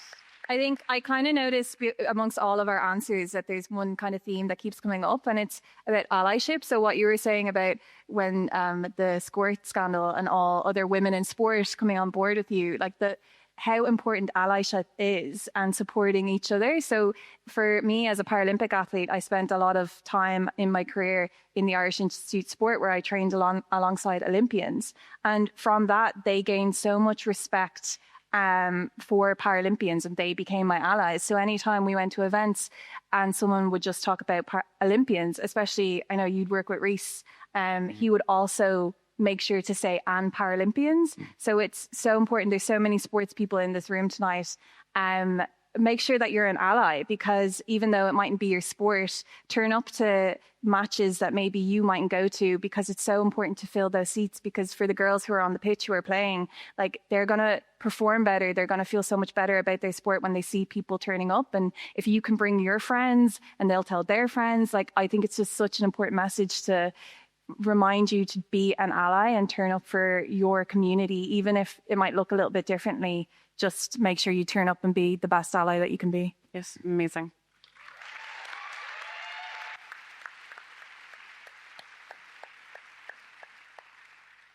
Aisling, you hardly thought we were going to get through this conversation and not mention the squirts. I thought me mentioning of it earlier was going to take... I was going to come back to it. So 2025 was a massive year for the sport as a whole, but you were to the forefront of that. Yeah, well, I think, you know, the entire Dublin and Kilkenny teams ended up being at the forefront of it. I assume, given the room that we're in, the vast majority of people here are aware, but obviously the Squirt is a PC uniform that we've worn in Camogie for the past 120 plus years, and it's effectively a pair of shorts with a piece of material around it that resembles a skirt, and there's been no option to wear anything other than that as a Camogie player, regardless of the level that you play at, for the last 120 years. And I guess it came from originally when Camogie was introduced, women playing sport wasn't very acceptable in society more generally. And one of the reasons that the skirt was worn at that time was to kind of placate the men and allow the women to play by having them look more feminine and more ladylike when they're on the pitch. But over the last number of years, it's something that's become a bone of contention for Camogie players at large.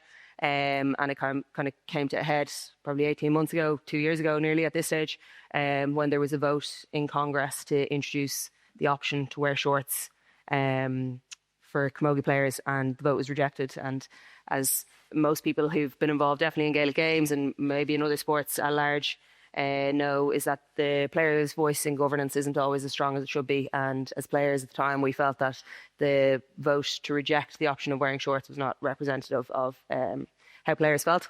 And there was an ongoing process for about a year where we were being told it was being looked at and, you know, the player's voice would be considered. And a year later, they were designing a better skirt for us to wear. So it came to a head last year at our Leinster final game. And yeah, as you alluded to, both ourselves and Kilkenny kind of decided, look, we're not being listened to here. Enough's enough. And we decided to try and wear shorts for our match.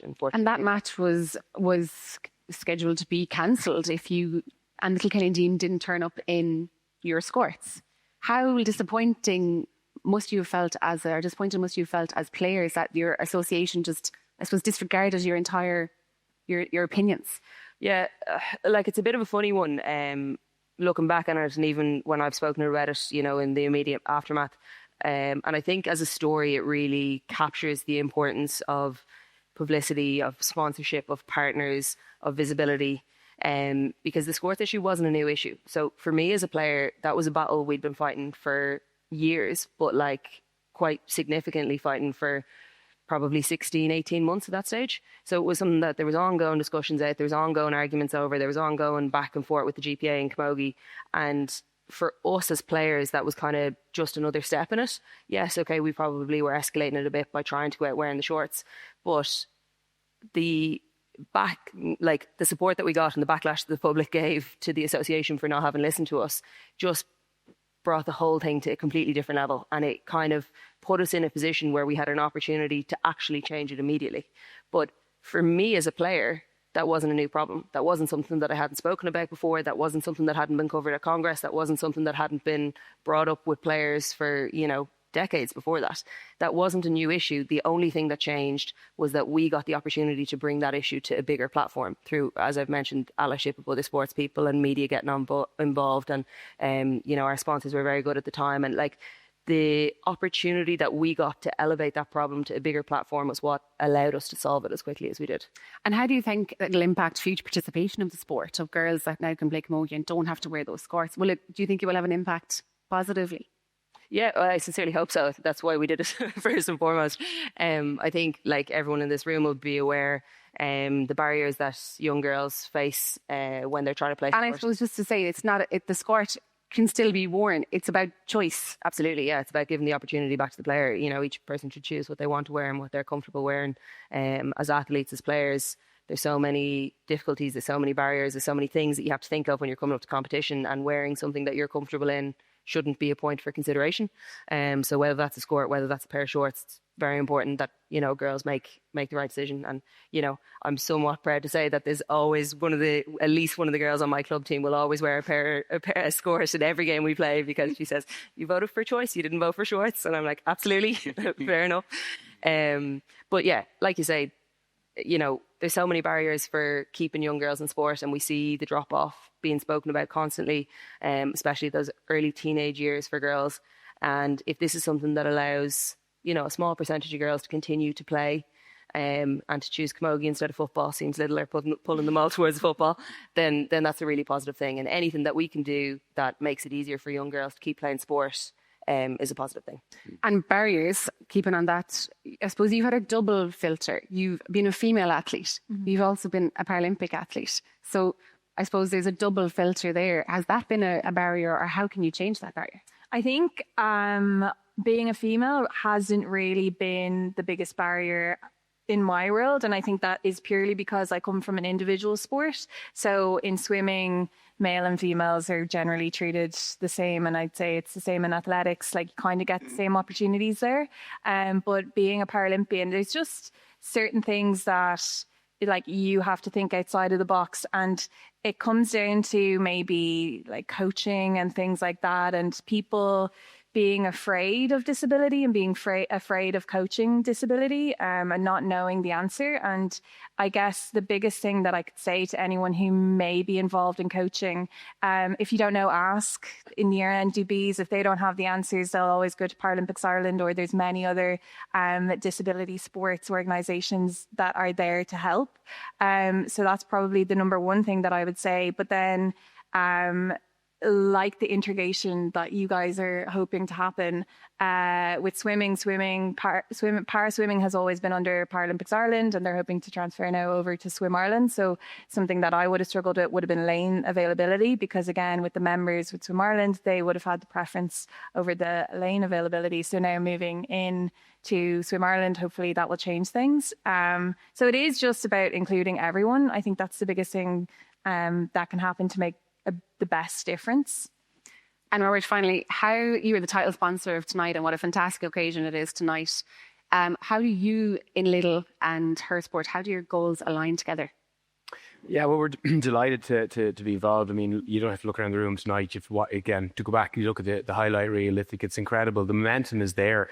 Her Sport has done great work. But like, you know, to bring it back to the business world, like the Her Sport statistics that I saw a couple of years back, you know, 94% of women in senior leadership positions in businesses come from a sporting background.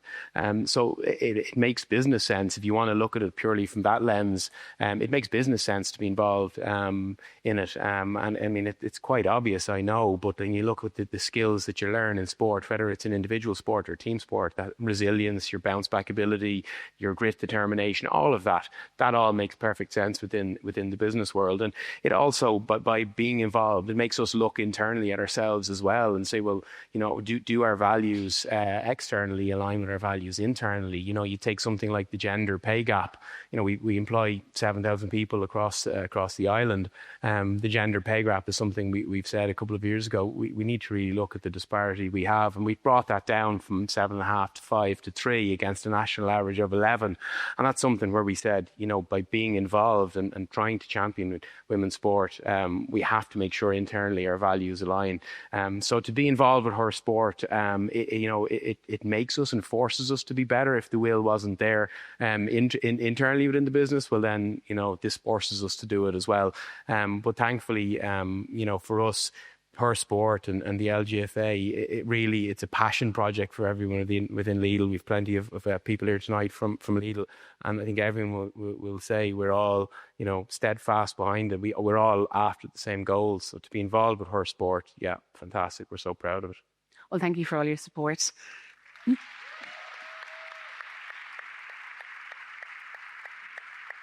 Robert, Aisling, Ellen, thank you so much for being on our panel tonight. But we do have one small surprise. Aisling, you and your Camogie colleagues were part of a momentous Irish moment in sport that we couldn't let pass without it being recognised. The stance you took together will never be forgotten. It was about more than a uniform. It sent a clear message to every girl and women that they have a choice. What you have done has marked a huge shift rooted in choice, dignity and respect, and it will shape generations to come. So you are history makers, and for that reason, Aisling, we are proud to present you with the inaugural Her Sport Moment of the Year to accept on behalf of the Camogie players who stood and led that change. There's a couple of Camogie players there. Can we bring them up? There's another couple of them. There's a couple of Camogie players here. Can I bring up the other ones? Yeah. There's only a couple of them there. Come on.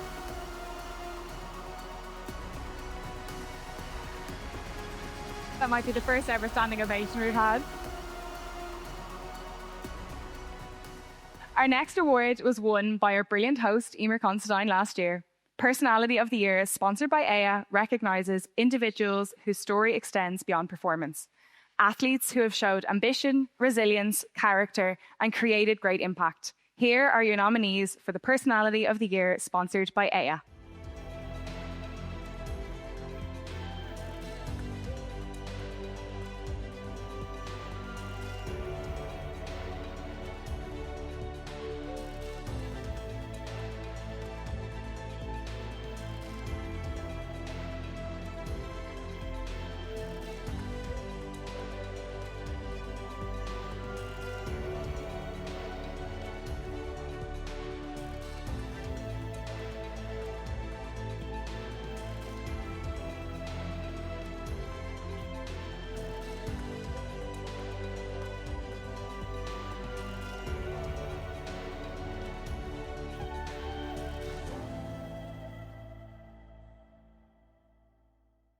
In 2025, at just 19 years old, this year's winner of the Her Sport Personality of the Year, sponsored by Ava, became the youngest ever women's national champion at the Dublin Marathon, finishing as the first Irish woman home in what was just her second ever marathon. Ladies and gentlemen, the winner is, of course, Ava Crean.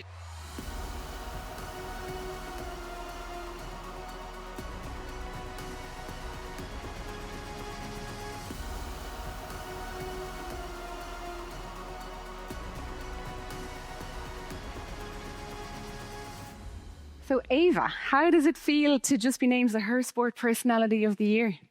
yeah, I'm in shock. And yeah, I just want to say thank you so much for her support for nominating me and for everyone who voted me.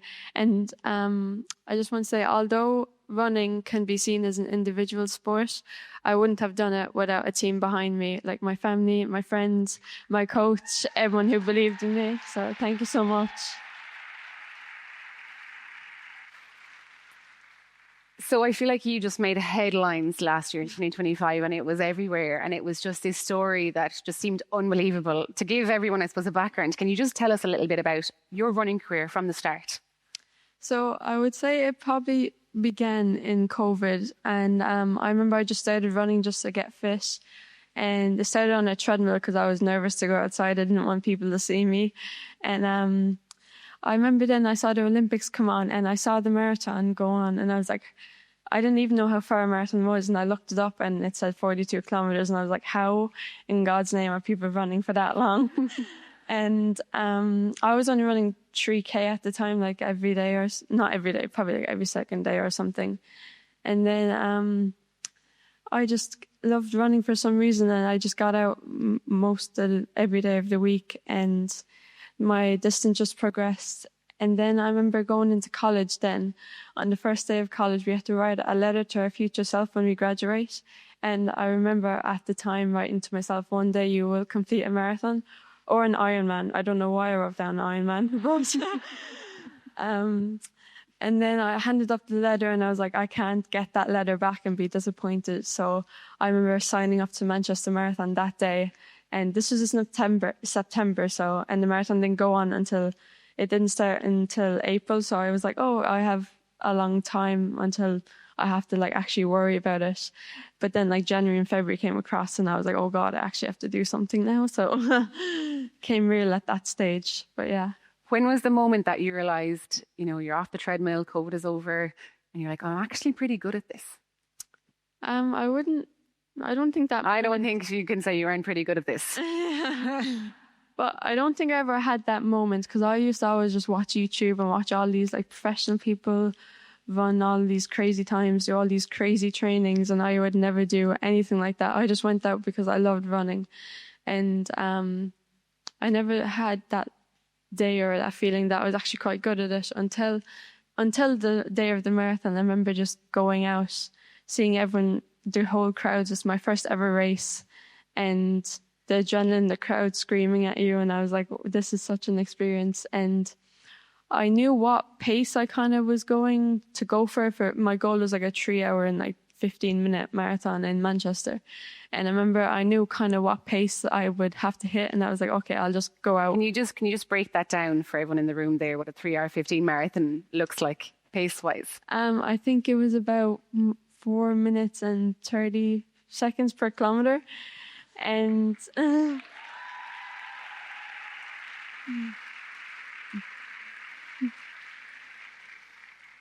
and because I never raced and everyone's screaming and like cheering you on, I got like all this adrenaline. I remember looking at my watch and it was saying like 4 minutes and 15 seconds, and I was like, I thought my GPS was a bit off, so I thought I was just like, I'm just going to follow the crowd.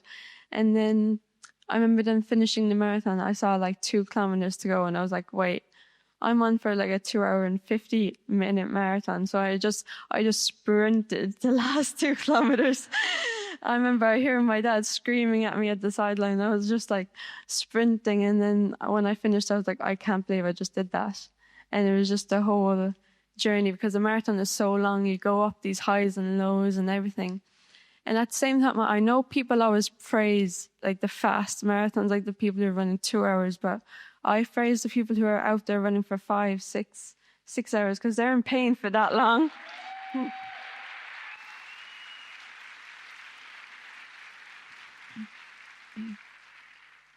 And what did your, I suppose, training regime look like in advance of the Manchester Marathon? So for Manchester, I was just running. I didn't even know what I was doing, to be honest. And then, like, that doesn't just happen to me when I just run.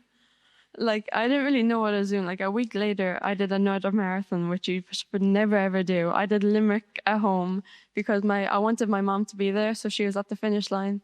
And I just remember running Limerick, and then I won Limerick, and I was just like, what is happening? Like everything was just going. And then a few days later, my coach reached out to me, John Kinsella, and we met up for coffee, and he like was telling me like all of these different numbers and data that I could do, and I was like, you're crazy, like I would never be able to do that. And then we started training for Dublin, and just kind of skyrocketed from there. I didn't even know what was going to happen in Dublin. And then I just remember then going into Dublin, I was so nervous. I was like, what am I doing?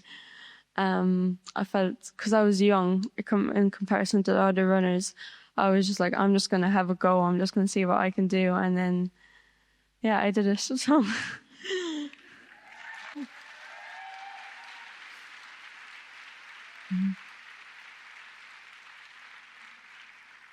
Like, your story just sounds like a movie that I suppose you write it in a letter to yourself, and you obviously have this massive belief, this goal, this dream to do a marathon.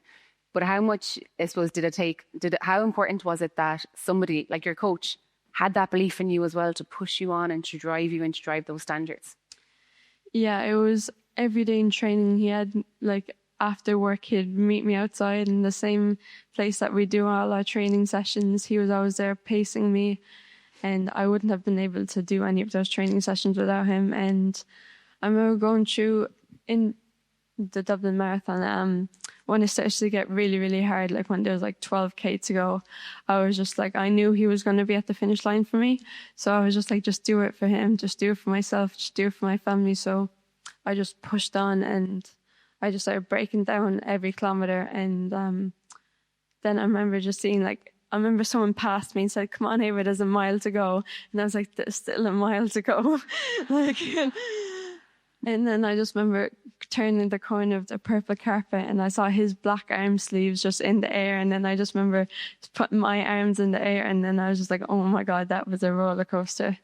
So yeah. It is. Running a marathon is a roller coaster. Running full stop is a mindset. And how do you prepare yourself for that kind of a mindset? Like, physically you prepare yourself, but how do you mentally prepare yourself? I think you have to go at your own pace. Even physically, you have to go on your own pace, but definitely mentally.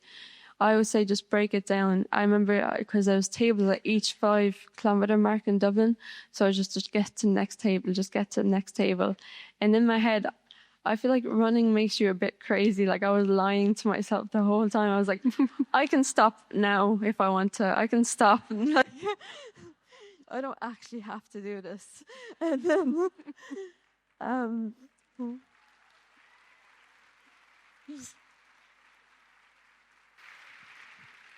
so I was kind of just lying to myself, like, oh, I just have 1 kilometer to go, when I actually had like 38. But, like, same difference. Yeah. And then people say girl math, but I think there's runner's math. Like, so I just remember just saying, just get to halfway, just get 21 kilometers done, and then you actually start running. So you just have to lie to yourself, I feel like, to get through it.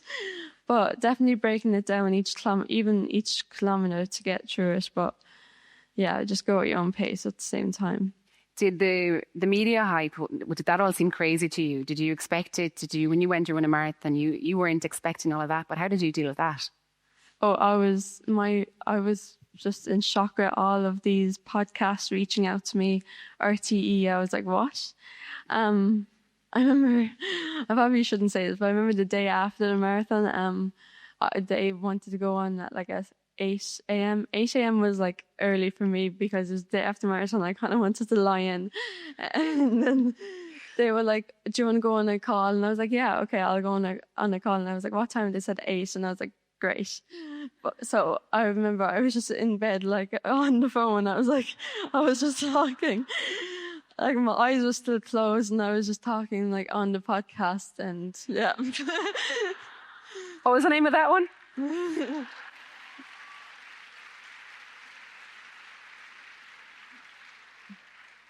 So 2025 was phenomenal for you, and you've already carried that momentum into 2026.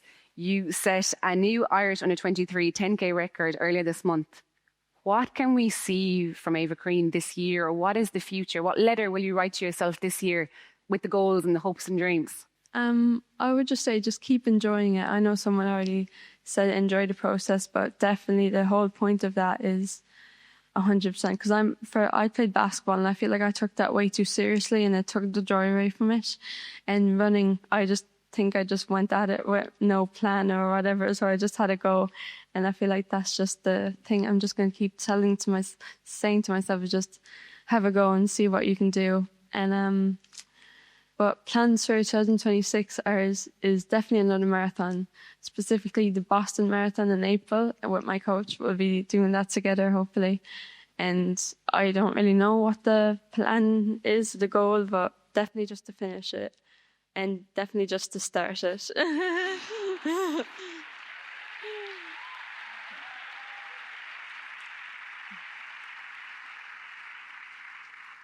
And finally, is the Olympics something that you have your eyes set on? Yeah, definitely from a young age. But I always thought like that was like a goal that you'd say to yourself when you're a kid and you wouldn't actually believe it's going to happen. But still now, I don't believe it's going to happen. But I'm just going to take day by day and just see where life takes me, because last year has been, if you told me where I'm at now at the beginning of last year, I would think that you're crazy. But I just think life is crazy, to be honest. So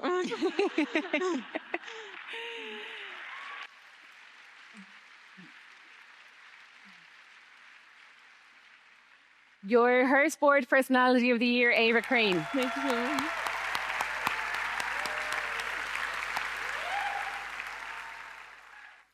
Over the years, Irish sport has been shaped by remarkable pioneers, women who set new standards, changed expectations, and cleared a path for others to follow. Tonight, we welcome the newest inductee into the Her Sport Hall of Fame, sponsored by Lidl. Long before the world knew her name, she was a young girl searching for opportunity in a sport that offered her none. As a young girl, she disguised herself as a boy so that she could partake in her sport. She dreamt of becoming Olympic champion when women's boxing wasn't even part of the Olympic Games. She called it the impossible dream. She has made history time and time again, a key driver in getting women's boxing into the Olympic Games, part of the first pro women's fight to headline Madison Square Gardens, and a phenomenal amateur and professional career. Her amateur record stands among the greatest in sporting history: an Olympic gold, 5 world titles, 6 European golds, 5 European Union championships. As a professional, a 2-8 undisputed world champion, she not only lived her impossible dream, but created a world where other girls and women could dare to dream too. Please join us in celebrating the newest inductee into the Her Sport Hall of Fame, sponsored by Lidl, Katie Taylor.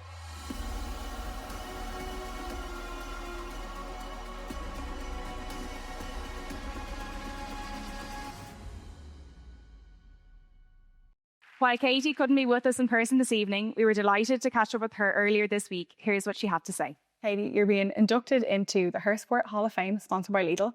This award recognises those who opened doors, changed their sport and left it in a stronger place. What does this mean to you? Oh, well, thank you so much. I'm super honoured and very privileged to receive such an amazing award. And I know how much her sport has supported, obviously, women's sport over the last few years. And I'm super grateful for that as well. You talked a little bit about the impossible dream. Can you tell us a little bit about some of the barriers that you've broken over your career? It's obviously been so many over 20 years. Yeah, I had a dream of becoming an Olympic champion when I first started boxing as a 9 or 10-year-old. And this is at a time when women's boxing wasn't even included in the Olympic Games. And this is at a time when women's boxing wasn't even a sanctioned sport here in Ireland. So I was training and sparring with the boys, but I had no competition to go to. I had to pretend to be a boy to actually get fights in my early years as a boxer. I was involved in the first official sanctioned fight in Ireland, and that kind of opened up the whole door here in Ireland. And then obviously I had to campaign to get women's boxing included in the Olympic Games as well. And the rest is history. When you're looking back, can you see the impact that you've made, not just on boxing, but on women's sport? Thinking of that word legacy and open up that door for the next generation of not just female fighters, but female athletes, I guess, might look at guts and resilience in a different way. To know that these next generation of female fighters won't go through the same struggles that I went through. They're not going to have the struggles of having to pretend to be a boy to get fights. And the best part about this journey is having an impact on that next generation of young fighters. And part of that legacy, obviously, was headlining Madison Square Gardens. Talk to us about that. When I first and heard I was going to be a headline in MSG, I just knew that I actually finally got women's boxing here. It's such an amazing moment. Myself and Amanda Duran obviously sold out Madison Square Garden twice now. We brought a new viewership to the game, and millions of people watch those fights live on Netflix and DAZN. When you're looking forward, what are your hopes for the future of women's sport? Yeah, I hope it just continues to grow, and I hope to make ground in these areas, like the pay gap, for example, and just to retain females in sport is a big one as well. There's obviously a big dropout rate within teenagers in sport, and I hope that in order to have to strengthen depth in female sport, we need girls to stay involved in sport. Yeah, I think women's sport is in a much better place now than it has ever been. That is because of people like you, for example, who are supporting women's sport, who are promoting women's sport on a consistent basis. That is so important. I'm going to ask you one last question. Yeah. I'm sure you get asked a lot, but what is your best advice for people who dare to dream? That talent is not an entitlement. And that means that if you have a talent, even if you have an extraordinary one, that does not entitle you to success. There's lots of talented people in the world, but success belongs to the hard workers and the disciplines. And you have to get to work, basically. You have to, I always determine never to let anybody outwork me in the gym. You cannot be successful without discipline. And for me, that discipline looks like getting up for training every day, even when I don't feel like it, getting the road work in, getting your nutrition right, all those things, making sacrifices in your relationships. That has to happen if you want to be successful and if you want to be the best at what you can do. So that's the piece of advice that I give you guys. Katie Taylor, congratulations on an incredible career. We are delighted to induct you into the Her Sport Hall of Fame sponsored by Lidl. I really appreciate it. Thank you. I would like to invite Robert Ryan, CEO of Lidl Ireland, to present the awards to Katie's mother, Bridget, a trailblazer in her own right and one of Katie's biggest supporters.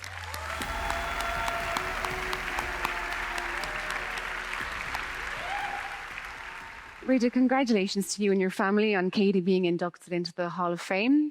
She, I suppose, is known for her legacy inside and outside of the ring. Does this award come to any surprise to you? It's the first Hall of Fame one that she's got. And normally, I think with a Hall of Fame award, it's usually an indication that you're coming to the end of your career. But it's been a fantastic journey for us as a family. She has had an incredible career. So, yeah, I suppose I'm delighted. Delighted to receive this award on our behalf. Take us back to the start. Obviously, you've been there since the very start. This little girl that grew up wanting to be a boxer. You know, you were there for that entire journey. You must be the proudest. There's a lot of proud mummies in here, but I'm sure you're a very proud mummy of Katie Taylor. Yeah, I mean, she grew up. We're a very ordinary family. And there's nothing too special about us, if you like, as a family. Sport was, I mean, her brothers played sport. Katie was always involved in sport in school. She represented her school in running, in athletics. She was involved she played a bit of Gaelic football as well and soccer for her country too. But boxing, I suppose, was her passion. And I suppose the problem with that is, as a young girl, boxing wasn't a thing. Even in the country, there was no sanctioned fights. So it was difficult. I mean, the obstacles, I suppose, that she had to overcome was she had to pretend to be a boy to box, which today, I suppose, is unheard of. But yeah, so it was unusual. And did you know she was doing that, or were you part of that? Till off you go, pretend you're. Yeah. I mean, her dad would put her headgear on before she came out of the dressing room, and I suppose as a 9 and 10-year-old, you can hide the hair, and and they used to just put her initial K, Taylor, on, but there were some people, I suppose, that did support her. There were certain clubs that she went to that. She was able to spar with the boys, and they did allow her to do that, but there was no competition for her, which was it's really difficult to stay involved in a sport that you can't compete in. So eventually, I suppose people did. She did change those things, and she was involved then in the first sanctioned sport, the first sanctioned fight in the National Stadium when she was 15. and she got boxer of the tournament and that. So yeah, so that was the start of it, I suppose, for her here. She has pushed so many boundaries. That was the start of it, playing boxing against the boys. But then obviously in the Olympics, she really pushed hard to get women's boxing into the Olympics. Yeah, she was under a lot of pressure, and I have to say we, as her family, felt that pressure. You know, she was invited to Chicago during the men's world championship over there to put on an exhibition fight, and they were going to make the decision on how well she performed. How did she deal with that? Obviously, you have the physical, you have to go through the game. Yeah. How did she deal with the mental pressure and knowing that I am the exhibition for women's rugby across the world? Yeah, well, I know the day before. Boxing, sorry. Yeah. The day before that fight was to take place, one of the officials, the Olympic officials, came up to her and had said to her, you know, this is resting on your performance. So, you know, that was huge pressure, you know. But thankfully, she was always quietly confident, you know, and she did say that she knelt at her bed the night before that, and prayed, you know, that she would put on a good performance, because she was desperate to reach the pinnacle, I suppose, in her sport, and that is the Olympic Games, I suppose, for a lot of athletes. Yeah, and she opened the door for so many female athletes around the world. She obviously has a drive, but it comes from somewhere. And Katie mentions a thing you instilled in her when she was younger that sticks with her every day, that every child is destined for greatness. What a great piece of advice. Yeah, I suppose we would call that our family motto. And it's no secret that, you know, that we have faith in God. And I suppose for us as a family, we believe that, you know, God has a plan for your life, and there's a destiny there. And if you comply with God and commit your way to Him, I felt that nothing is impossible after that. And that was something that we, I suppose, you know, as a family instilled in all my children.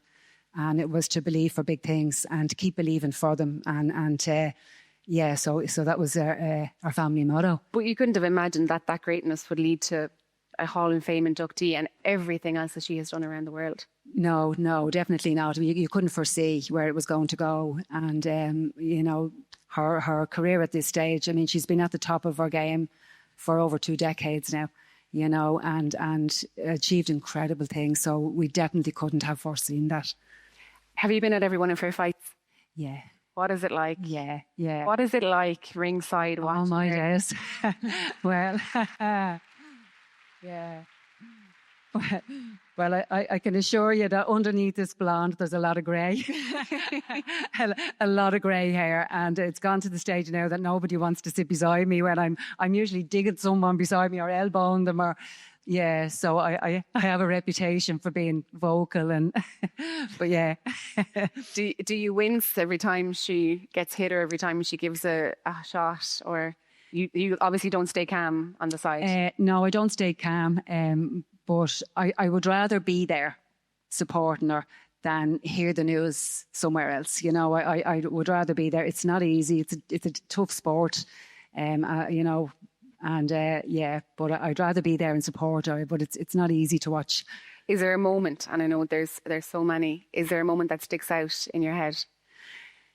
It's hard to kind of, we've had so many amazing moments. We really have, and being able to share them with family has been spectacular. You know, we've had incredible moments, incredible scenes together. But I suppose it's hard to look beyond the Olympics, because that was a childhood dream, and you know, to see it, to have a dream to reach the pinnacle in a sport that doesn't exist is something else. You know, I mean, when Katie was a child, I'd say 7 or 8 years old, she used to stand up on the chair in my kitchen and she was getting a medal for something. Her hands were raised, and, you know, and that was a dream that was instilled in her, and she never gave up on it. So I suppose it's hard to, when we saw that being fulfilled, you know, to have that dream fulfilled was just amazing.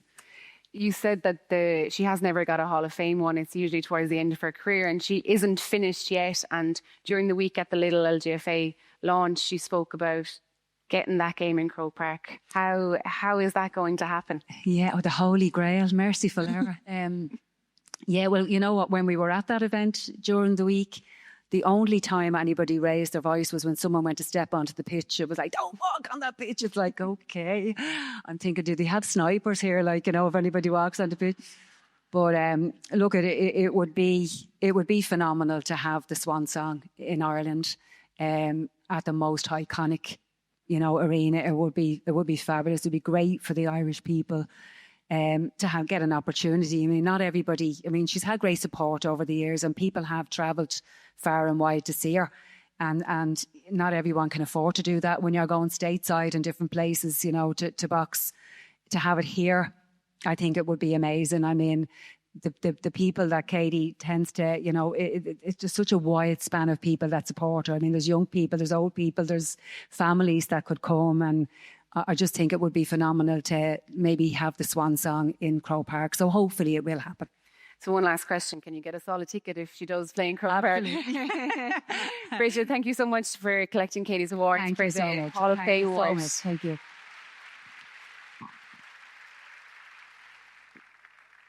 Across this stage, we have celebrated excellence and heard the stories of stars. We have learned more about the importance of visibility and the potential of its impact. Tonight, we celebrated our nominees and winners, highlighting incredible role models from many, many sports. Role models in sport also go beyond this room. They are the many heroes in your local clubs and communities. Visibility of women in sport does not just mean the athletes and teams on TV. It is seeing the 72-year-old woman swimming up and down the pool, hearing the advice of the female football coach, seeing women in broadcasting, and so much more. Her sport exists to drive change, to educate, to create opportunity. We want to see systems that listen, respond, and evolve. To the team at Lidl, it is an honour to work with a team and organisation with such passion, commitment, and vision. Your support in elevating the event and the experience has been incredible. Thank you for your continued support.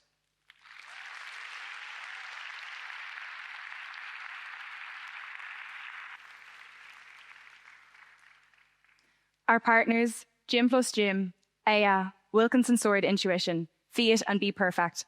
Your commitment in driving progress is unparalleled. Thank you for backing with intent.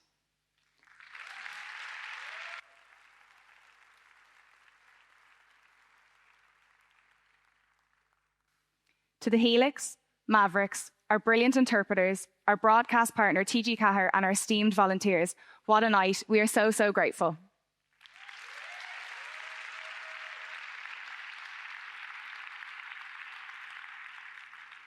To our own team at Her Sport, congratulations on all of the hard work over the last few months. I hope you're so proud seeing all of tonight come together.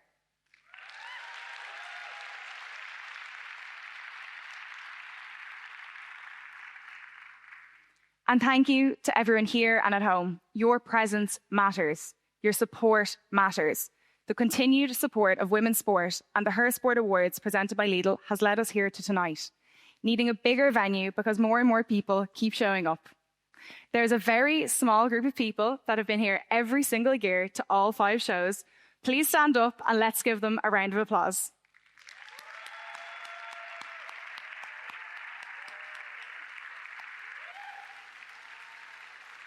I think there's about 10. Now, you have to stay standing. If you have missed just 1 year, please stand up and give yourselves a round of applause. Up, up, up. If you have joined us for 3, please stand up. Those that are here for the second time, please stand up. And those that are new, joining us here tonight, stand up. So everyone needs to be on their feet. A big round of applause. We hope to see you all again here next year. We'd like to invite you all to join us for a celebration at the drinks reception outside in the foyer. Thank you all so, so much and enjoy the rest of the evening.